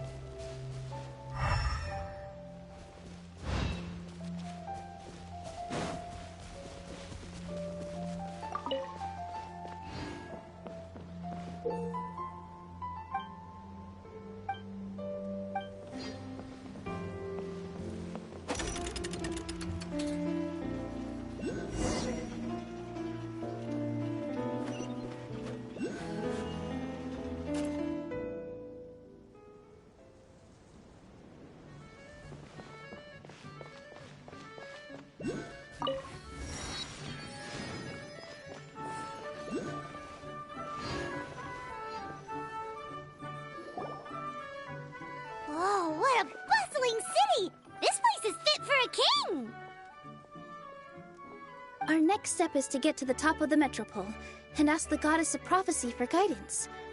If there is a king in that castle, I sure hope he won't get mad at us for trespassing.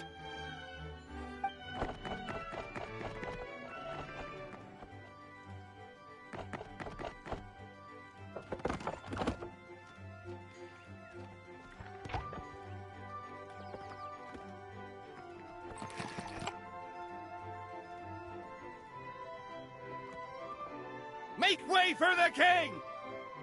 Oh, darn, we jinxed it. Oh, no. Did he overhear us talking about us sneaking into his castle? Paimon hopes he's not mad. Silence!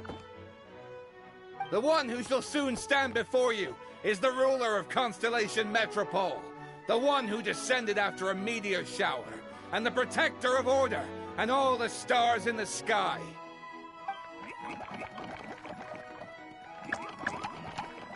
That's a long list of titles. I bid ye welcome, guests from afar. Long have I heard of your grand deeds, O fairy, who restored the lifeblood of the forest, O hero, who... huh? Navia! Hold your foul tongue! How dare you utter Her Majesty's name?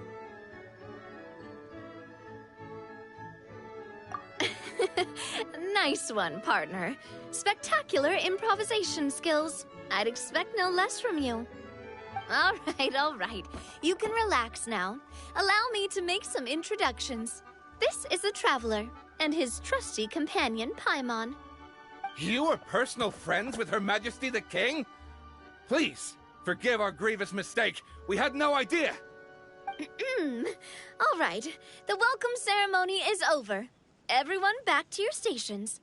I will personally treat our guests to some royal hospitality. Yes, Your Majesty.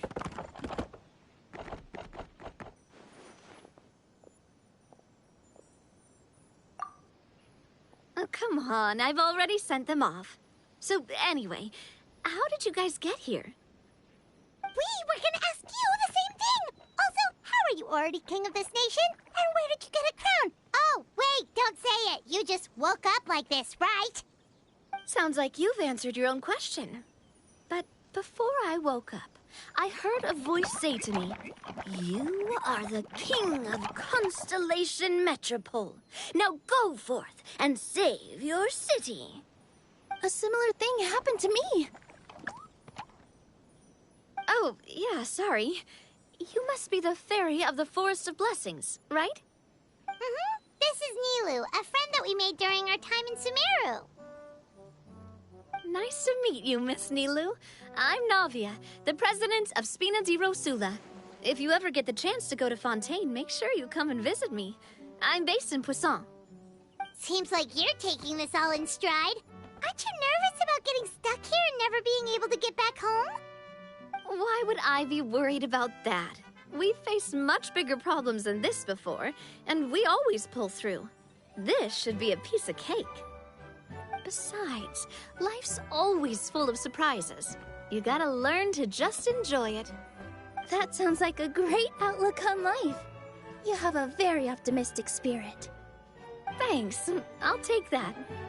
Honestly, though, it also puts me at ease to find out that you guys are the fairy and heroes that I've been hearing about in this prophecy. We're kind of veterans at dealing with prophecies by now, aren't we? About that, has anything bad happened in the Metropole? We heard about an evil dragon. Did it make a mess here too? It sure did. Apparently, for whatever reason, he went for the stars above the city recently. Literally just flew up and started snatching them out of the sky. Luckily, the guards responded quickly and stopped the dragon from taking them back to his lair. Unfortunately, though, he dropped them before he flew off. Now they're scattered all around the Metropole. I've been out trying to retrieve them, but I only managed to get one of them before you showed up. Oh, I didn't ask yet. What brings you to the Metropole anyway? Oh, Paimon can explain.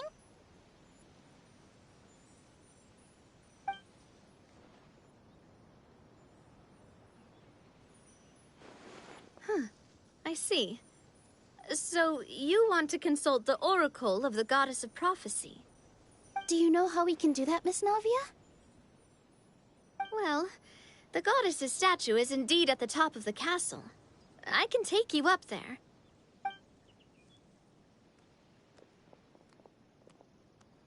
However, I've heard from the citizens here that the goddess hasn't given out any new revelations in a very long time. Really? But Grandpa Almond told us that he received his prophecy from the goddess. Oh, that's probably because the prophecy about the hero of Simulanka has been around for a very long time. But recently, people realized that the goddess didn't reveal anything about what's supposed to happen after peace has been restored. Huh. Okay. Still, can't hurt to try your luck. And maybe you can help me get rid of the invaders while we're at it. Invaders? So the dragon's not your only problem? Right. The forest isn't the only place where strange things have been happening to the residents. Have you come across the gift from the Goddess of Prophecy yet? You mean the protection magic that stops them from coming to harm? We saw it in action. Yep, that's the one. Over the past little while, this magic has been triggering far more frequently. We don't know if it's simply because the Metropole has grown a lot more dangerous, or if there's a deeper reason behind it. Some residents find themselves getting stuck in a place and unable to move. Others start repeating the same thing over and over again, like they're trapped in some kind of loop.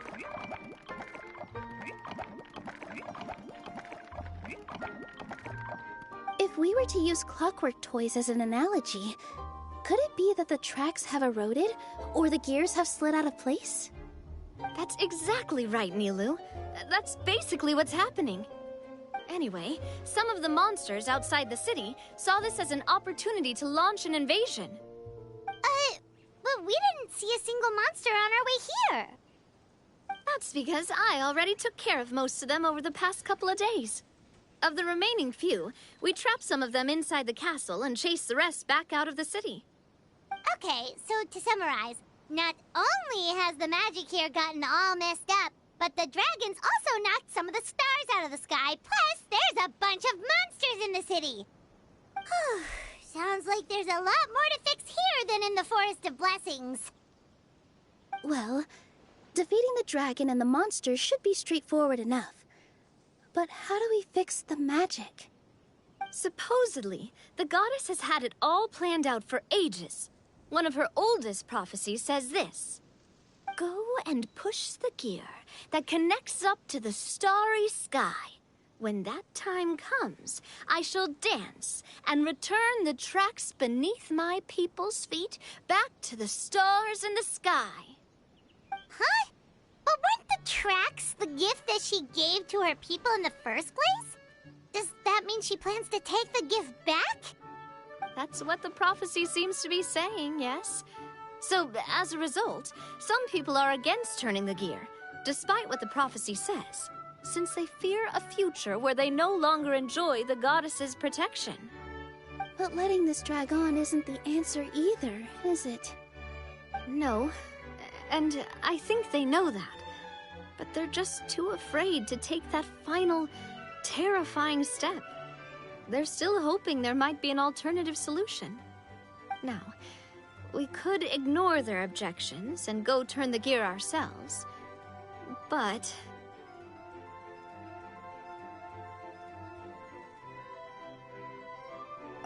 Exactly. You know me well. And that's why you're my partner. I want to get as many people on my side as possible. At the end of the day, this is their city, and they should have the right to decide its future. Ooh, spoken like a true wise king, Navia. I am the boss of Spina di Rosula, after all. This may be my first time as a king, but there are a few similarities between the two roles. Traveler, Paimon, Miss Nilou, would you be willing to lend me your support? With your help, I'm confident we'll be able to find the most frictionless way to resolve the problems plaguing this city. Not gonna lie, Your Majesty is definitely growing on me. Seriously, like we'd ever say no. We're your friends! No need to ask us so formally in the future. I'm happy to help too. This is a beautiful city, and just like the Forest of Blessings, I would love to see it return to normal as soon as possible. Ah, great.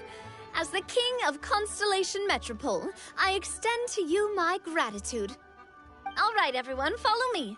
I'll show you the way to the goddess statue at the top of the Metropole. And stay close. You don't want to get lost in my castle. It's huge.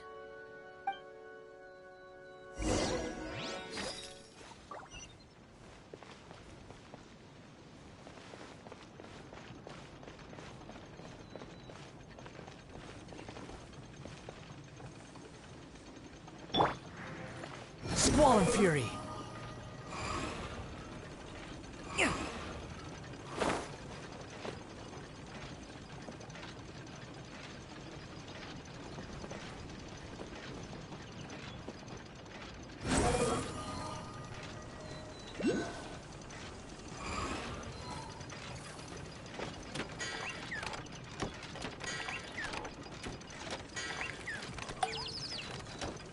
Behold!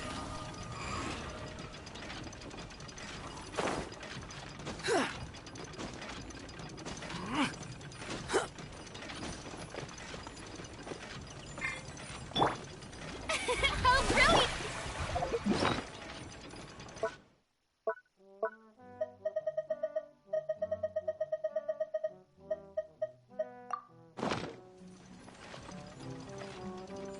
The wind rises.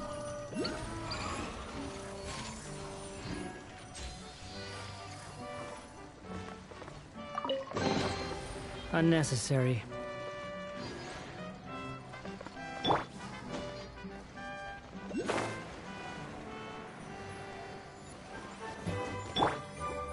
May I present?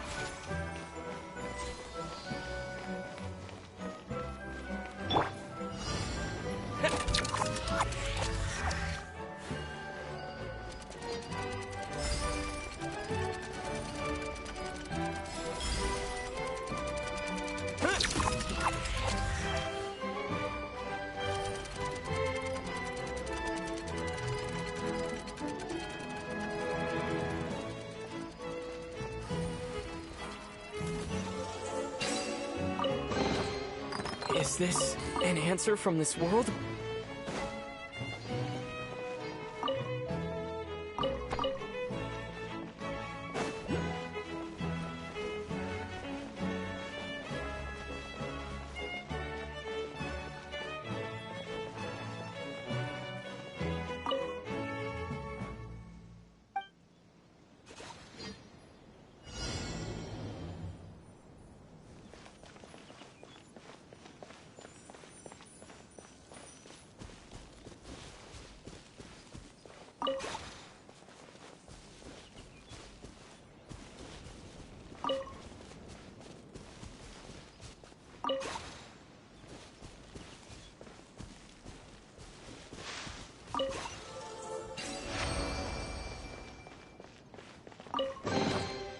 Is this an answer from this world? Squall Fury!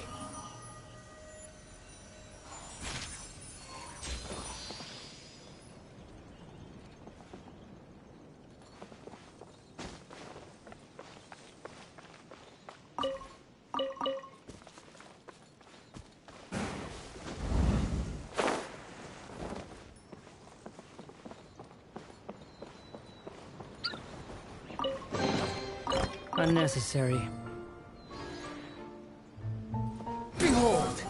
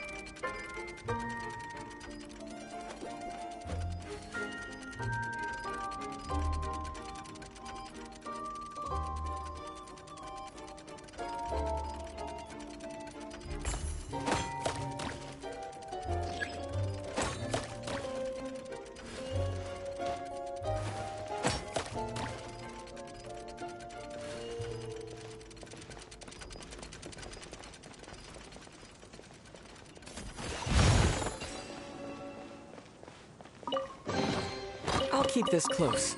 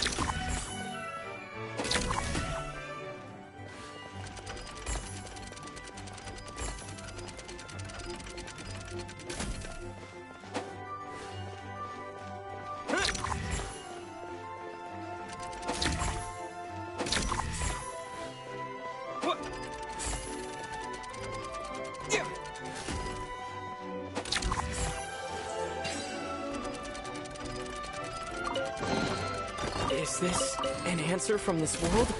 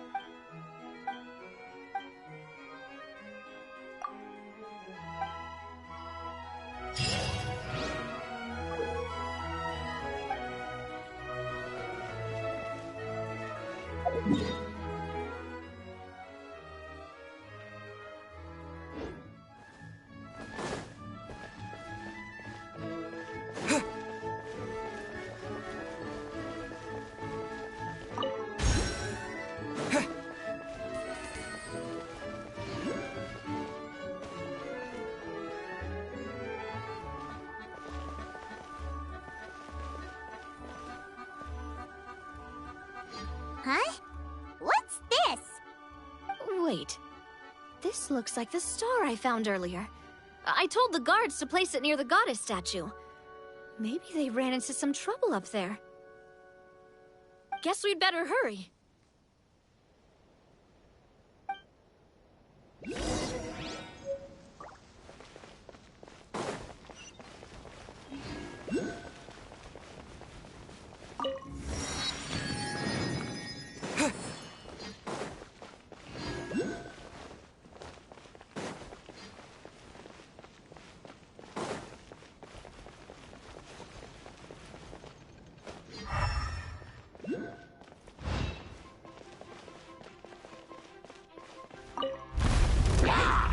Propagate! Cry louder!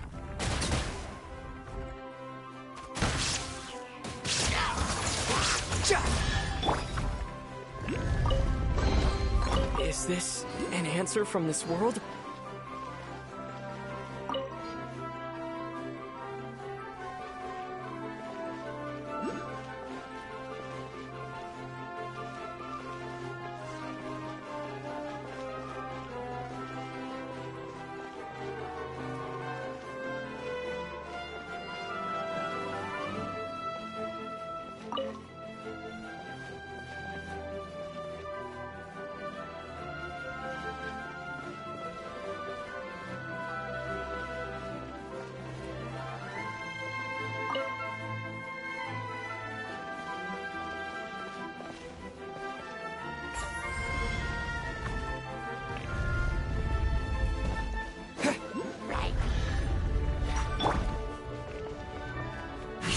You're dead!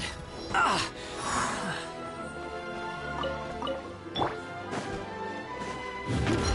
Terminate! Illusion shattered! The show begins! Time to shine!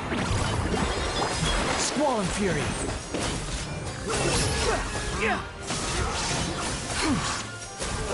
Upon the gale! Torn to oblivion!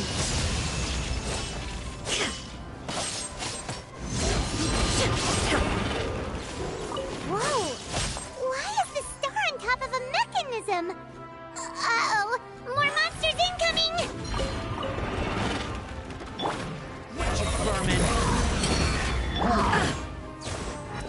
Shine down! Scatter! How brilliant! The wind rises.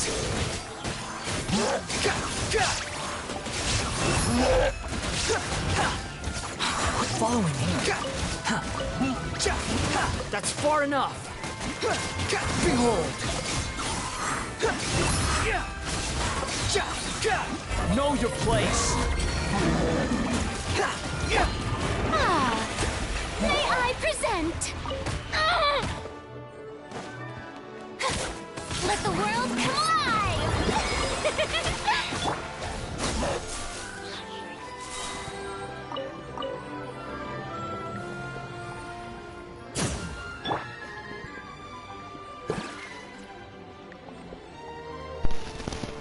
Wow, this place is huge. Bigger than what I expected. It's gonna take me a while to explore it all. How brilliant!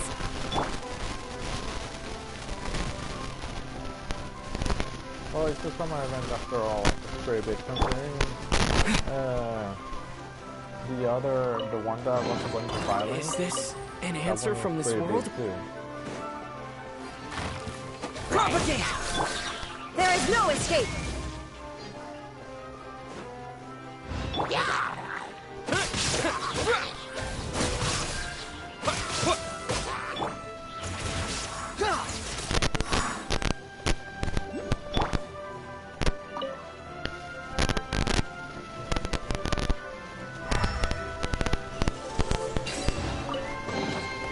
A reward on the road.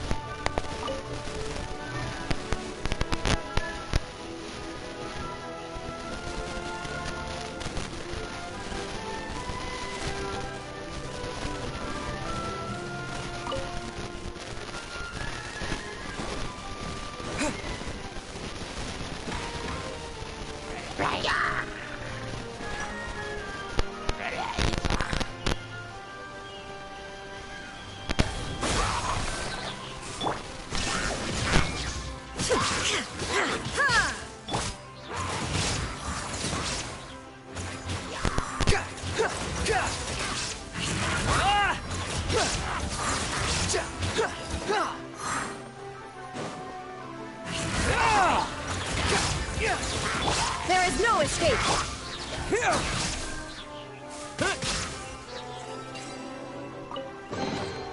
I'll keep this close.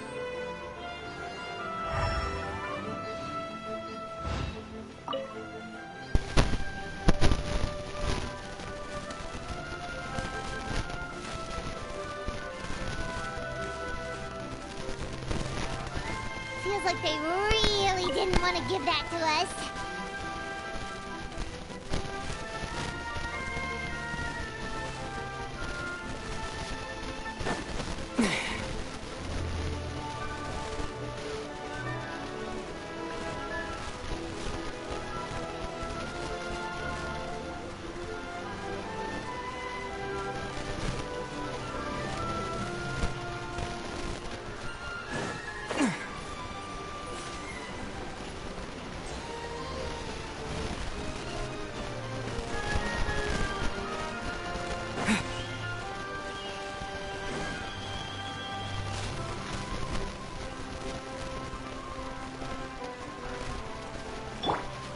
The show begins!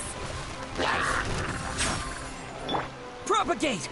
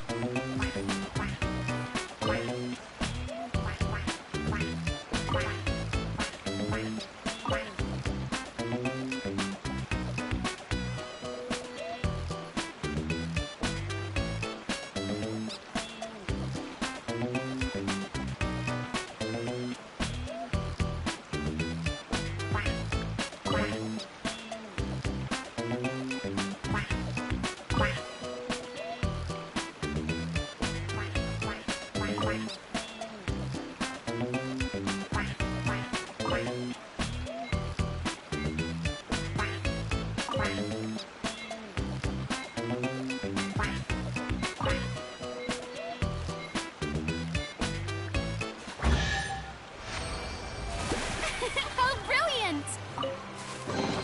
Ooh, what a pleasant surprise! Truly an extra slice of joy.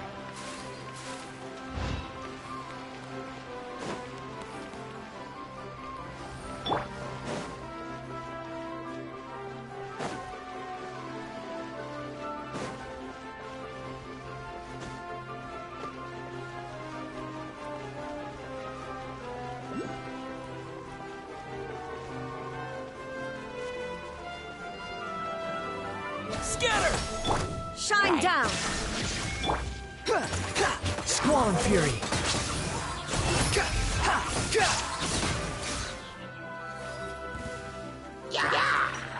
Cry louder!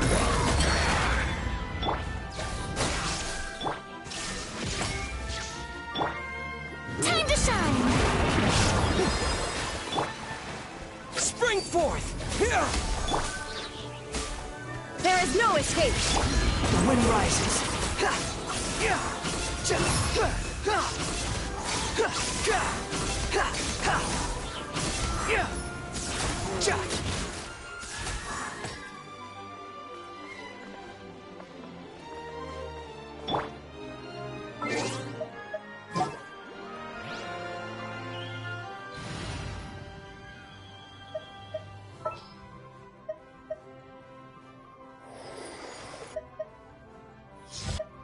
Let's finish this, swiftly.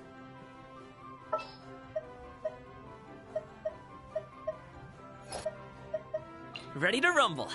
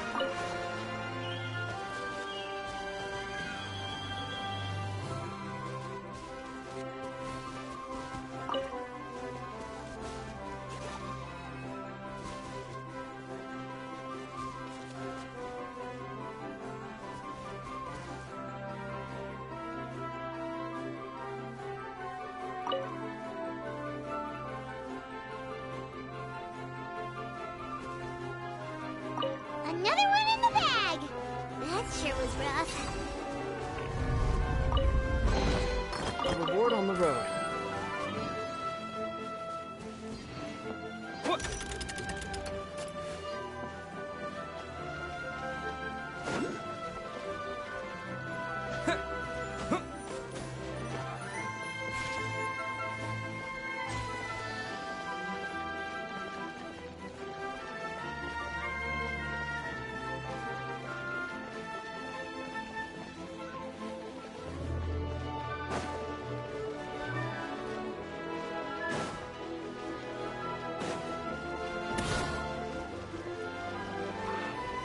Propagate! Shine down! The show begins! Sorry, pal.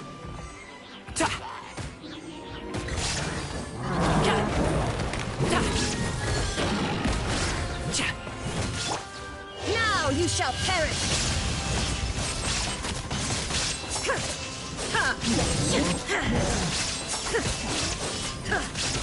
There is no escape! Mini happy returns.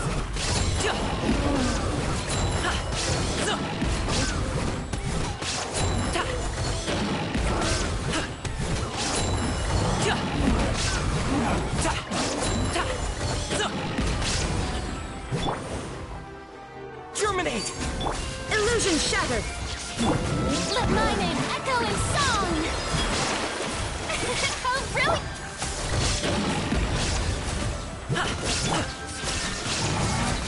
Inazuma shines eternal!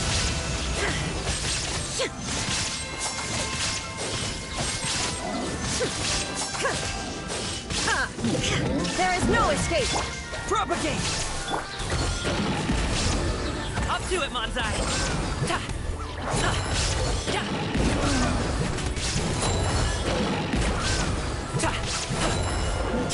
Congratulations!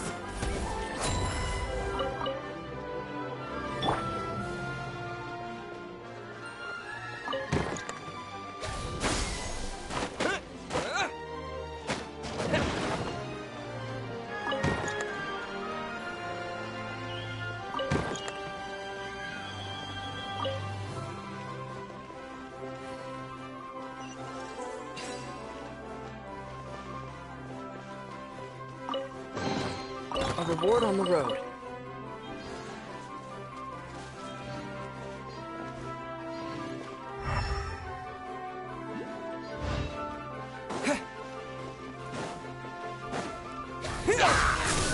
Illusion shattered! Time to shine!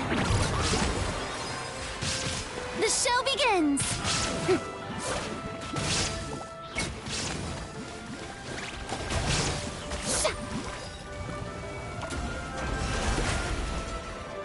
I still couldn't do it.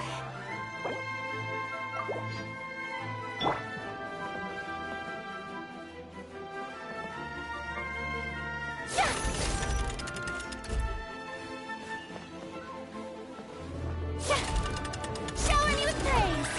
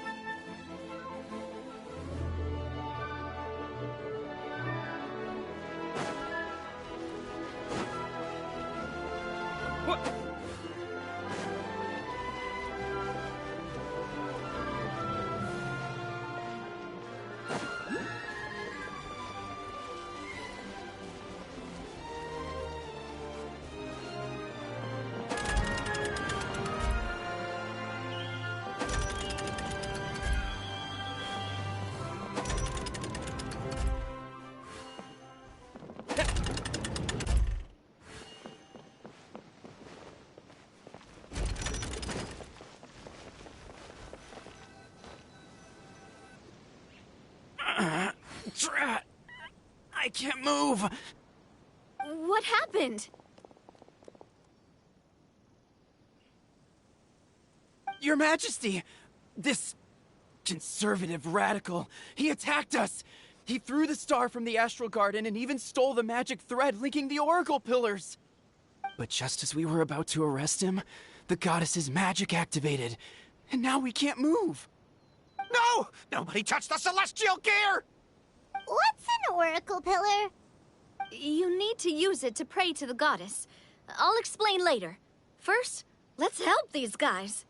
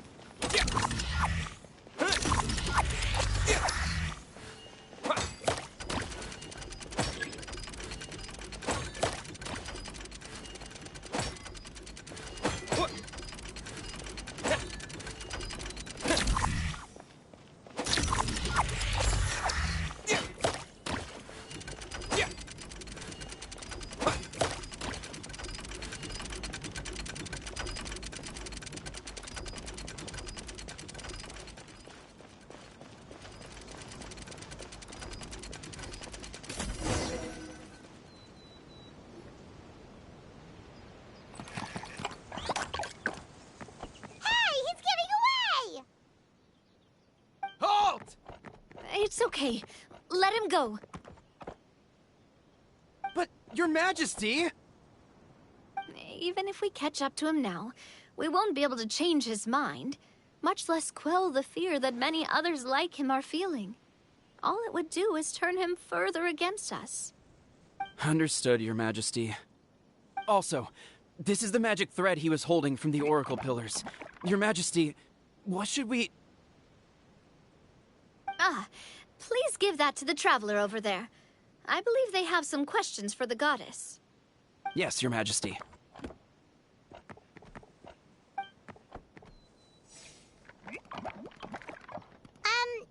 So, what do we do with this exactly? See those oracle pillars over there? Just use the magic thread to connect them together in a specific pattern, and the goddess of prophecy will answer your prayers. Oh, sounds easy enough. Let's give it a try.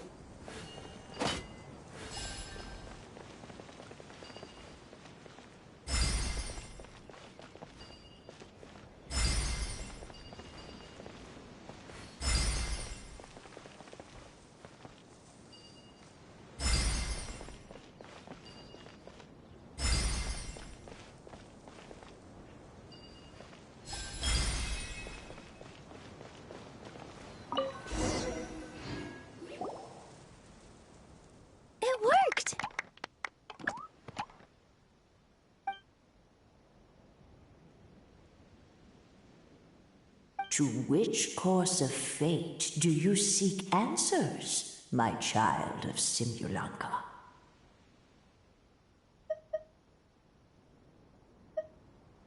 The hero from another world, supported by their companions, shall restore peace to this world.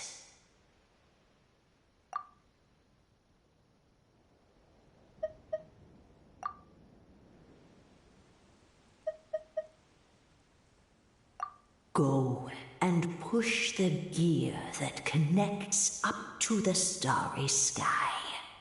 When that time comes, I shall dance and return the tracks beneath my people's feet back to the stars in the sky. She's supposedly goddess, just looks like a witch. One of the powerful witches. See, she doesn't answer how to leave or about the future. So, Miss Navia was right. The goddess of prophecy didn't tell us anything about the future. Fair enough. Guess we'll just have to play it by ear. Then first, we have to restore the sky back to its original state by putting the stars back in their positions. Let me do a quick count. All right. Adding in the ones we picked up on the way here, I think that's all of them. Let's go hang these stars back up in the sky. In the sky? How do we get up there? Oh, I got us covered. We will, of course, be taking the Aerial Express. Is that a flying train? Hey, you already took a train that runs on water. Is a flying train really that much weirder? Well, at least the Maritime Express still runs on a track. Oh, come on, don't worry about it. This train has been blessed by the goddess of prophecy. Its whole purpose is to protect the Metropole skies. It took me a lot of effort to find it, you know. I don't think anyone's used it in, like, 100 years.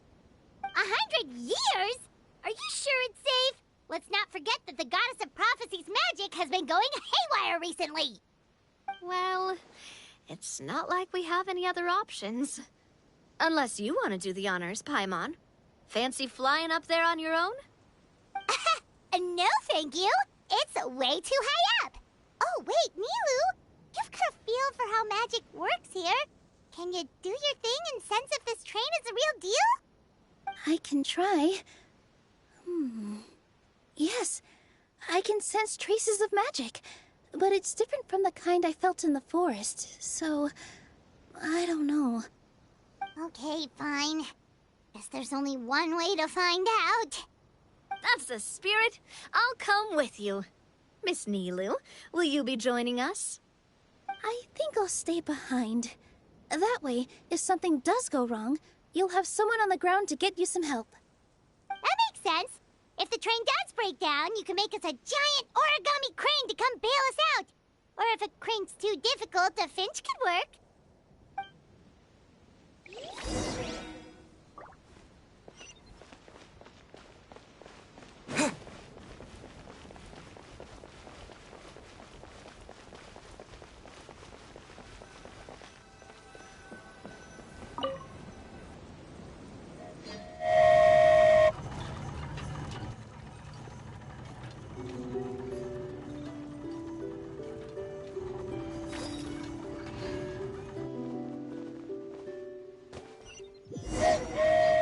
Choo-choo! Aerial Express moving out. Whoa, it really is flying! What an amazing feeling! I've never been on a flying train before. Neither have we.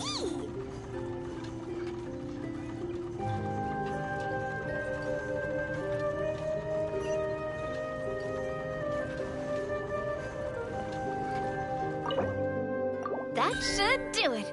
On to the next location.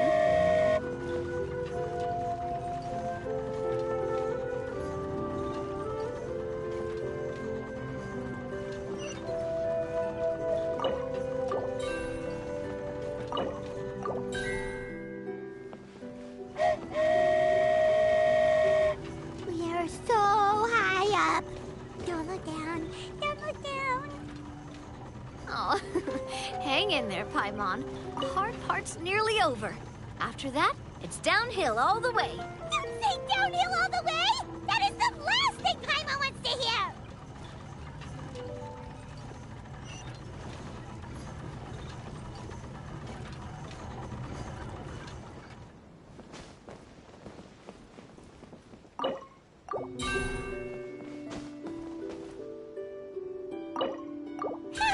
We're finally done. Okay, let's get back down while this train is still working.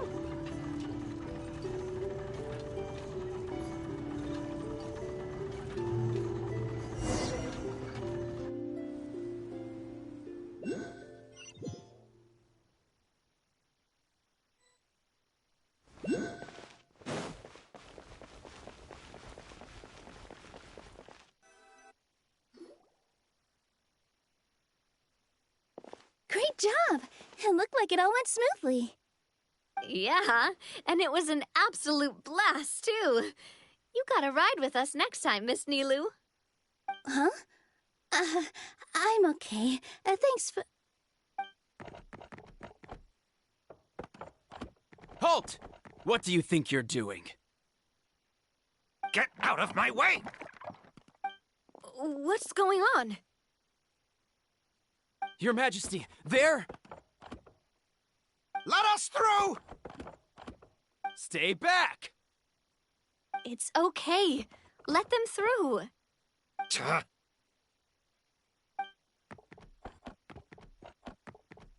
Your Majesty, could we please ask you not to turn the gear that connects up to the sky? And why is that? As you have seen, the goddess's gift is very important to us. It keeps us from harm and protects our very lives. Some of us, we just aren't ready to lose that protection. I see. I understand. Huh? Your Majesty, do you mean... I won't turn that gear. Not until you're ready. What? I've said before that the Metropole belongs to the people, and they should have the right to decide its future. But let me ask you this. How do you plan to solve the issues we are currently facing? Well, we'll start by rescuing the people that have gotten stuck. And then we'll find a way to figure out the true cause of this crisis. And have you made any headway on that? The true cause, I mean. Unfortunately not. Hey, you little... I'm sorry, my friend, but it's the truth. You have friends and family that have been affected, don't you? That have gotten stuck? Duh. I understand your concerns. But if we let this drag on for much longer, the situation may well get worse. More and more people will be frozen by the goddess's magic. Yes, but if we turn that gear now, all the tracks in this city will disappear. I know this is a hard decision to make. But have you ever thought about why the goddess might have made things this way in the first place? Huh? Why do you think she might decide to take back her gift and stop revealing further prophecies about the future? Are you saying she has abandoned us? No. Quite the opposite, in fact. What do you mean? The goddess dearly loves this world and all the people of Simulanka. And because she loves you so much, she wants you to be able to choose your own path. Every parent hopes their child will have a happy and carefree life. But if they're overprotective, then all they'll manage to do is keep their child trapped. If a mother bird lets her baby ride on her wings for too long, her child will never learn how to fly. Perhaps the goddess of prophecy has always known that one day she'll have to let go. Children can only become independent if they're allowed to form their own opinions, make their own decisions, and deal with the consequences on their own. Only then will they be able to continue their journey alone, even after their parents are gone. But we've relied on the goddess's protection for so long. We don't know what it's like to go it alone. We don't know if we have what it takes. Are you kidding me? I think you've proven yourselves more than capable of that. What do you mean? You made a call in a time of crisis, and you've come all this way to talk to me. Even the guards couldn't stop you. That must have taken a lot of courage. But we only did it because we were scared. Why you set out on the journey doesn't matter. What matters is that you've proven you can choose your own path. My friend, I fear our king is right. It is time for us to face our fears. What? But we... We can't go on living like this. Living in fear. Look at what it's driven you to do.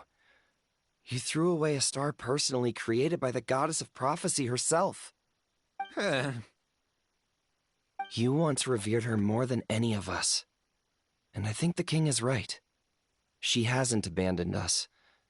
So, why don't we put our trust in her one more time? I don't care anymore. Do what you want. Aw, he laughed. I'm sorry about my friend. That's just how he is. Always had a terrible temper. Please accept my apology for his impudent behavior. Is it just me, or has he accepted the goddess's prophecy? I think so. Not that you'll ever hear him admit it out loud. Your Majesty, please turn the gear that connects up to the sky. So, you've made up your mind? About giving up the goddess's gift? Yes, I've made up my mind.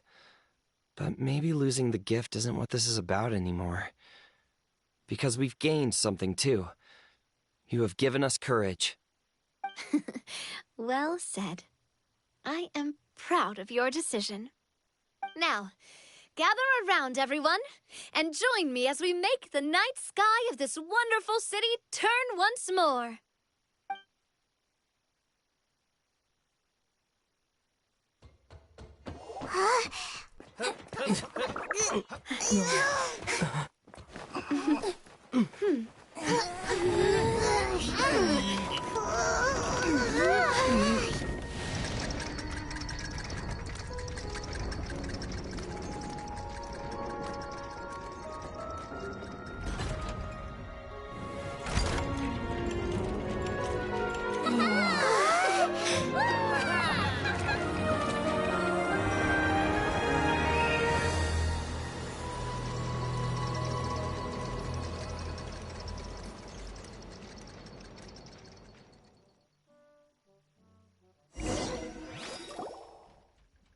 So the stars hanging in the sky, they're music notes.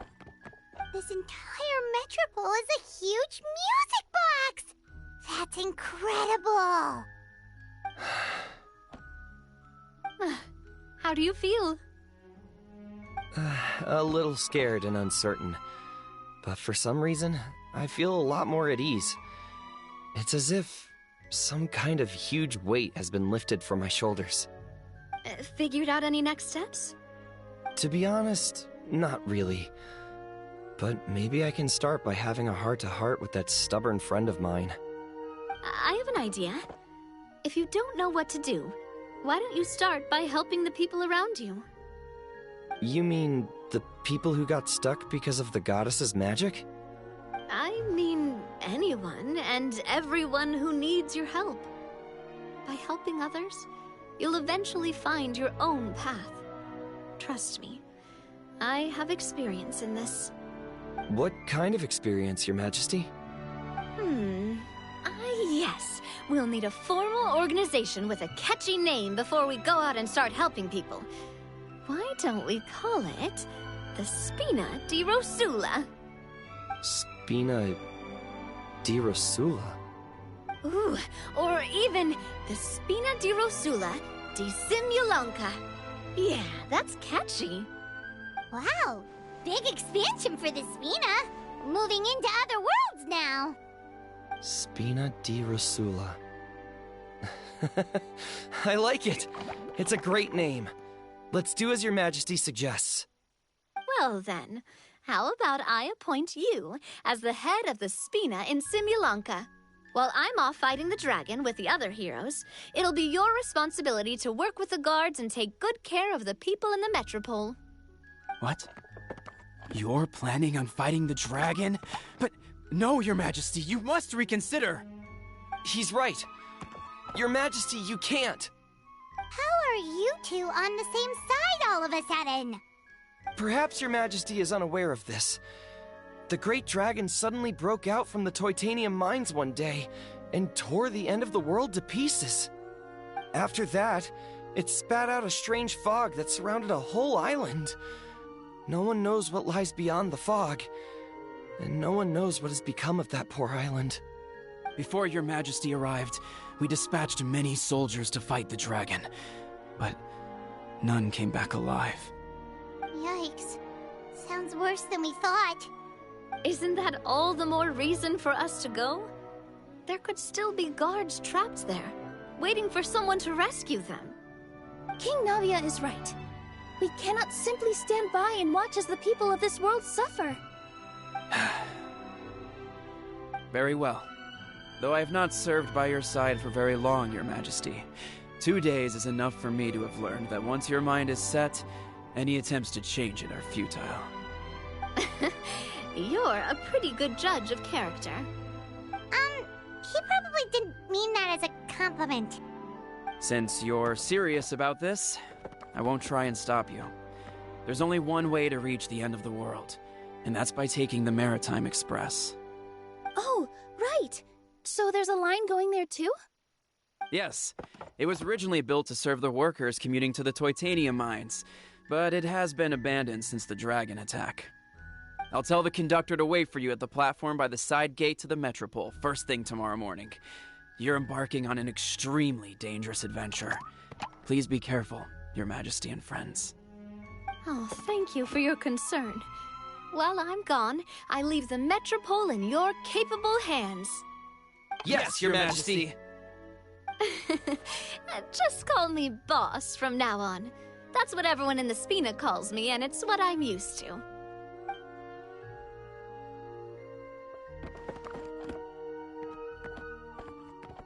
So, the plan for tomorrow is journey across the ocean, make it to the end of the world, and defeat a dragon. Whew, that's an adventure and a half. Do all storybook heroes have to work this hard? At least we'll get to see some amazing scenery along the way, right? Besides, we'll have each other. It'll be a shared experience that we'll never forget. Plus, we're pretty well equipped for a classic Heroes vs. Dragon story. We got Miss Nilou as our magic caster, and I guess I'm the melee warrior who leads the charge? Paimon can definitely see that. Anyway, those are tomorrow's problems. Right now, all Paimon wants is to eat a proper meal, because worst case scenario, if Paimon ends up getting eaten by a dragon, she wants to do it on a full stomach. And something about the end of the world doesn't sound like a great place for food options. Well, the origami animals in the forest only drink magic tonic. What do the toy people here in Constellation Metropole eat? Vegetable oil and sawdust, I think.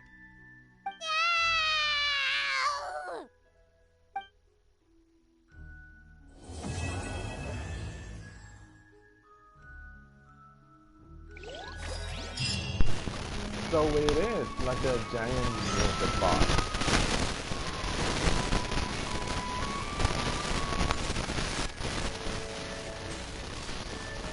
It's very pretty. But I'm new.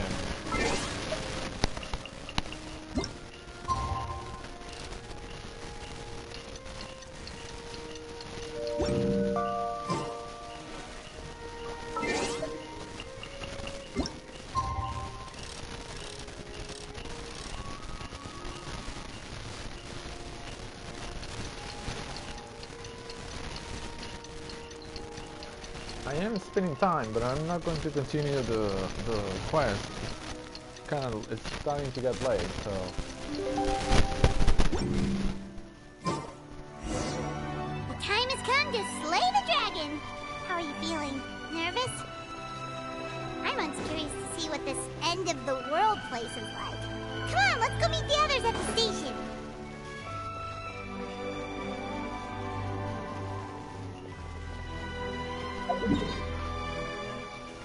Oh, right there, down there.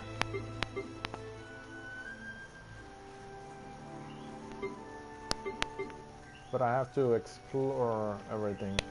So that's the last part of the story quest, I suppose. The end of the world already open.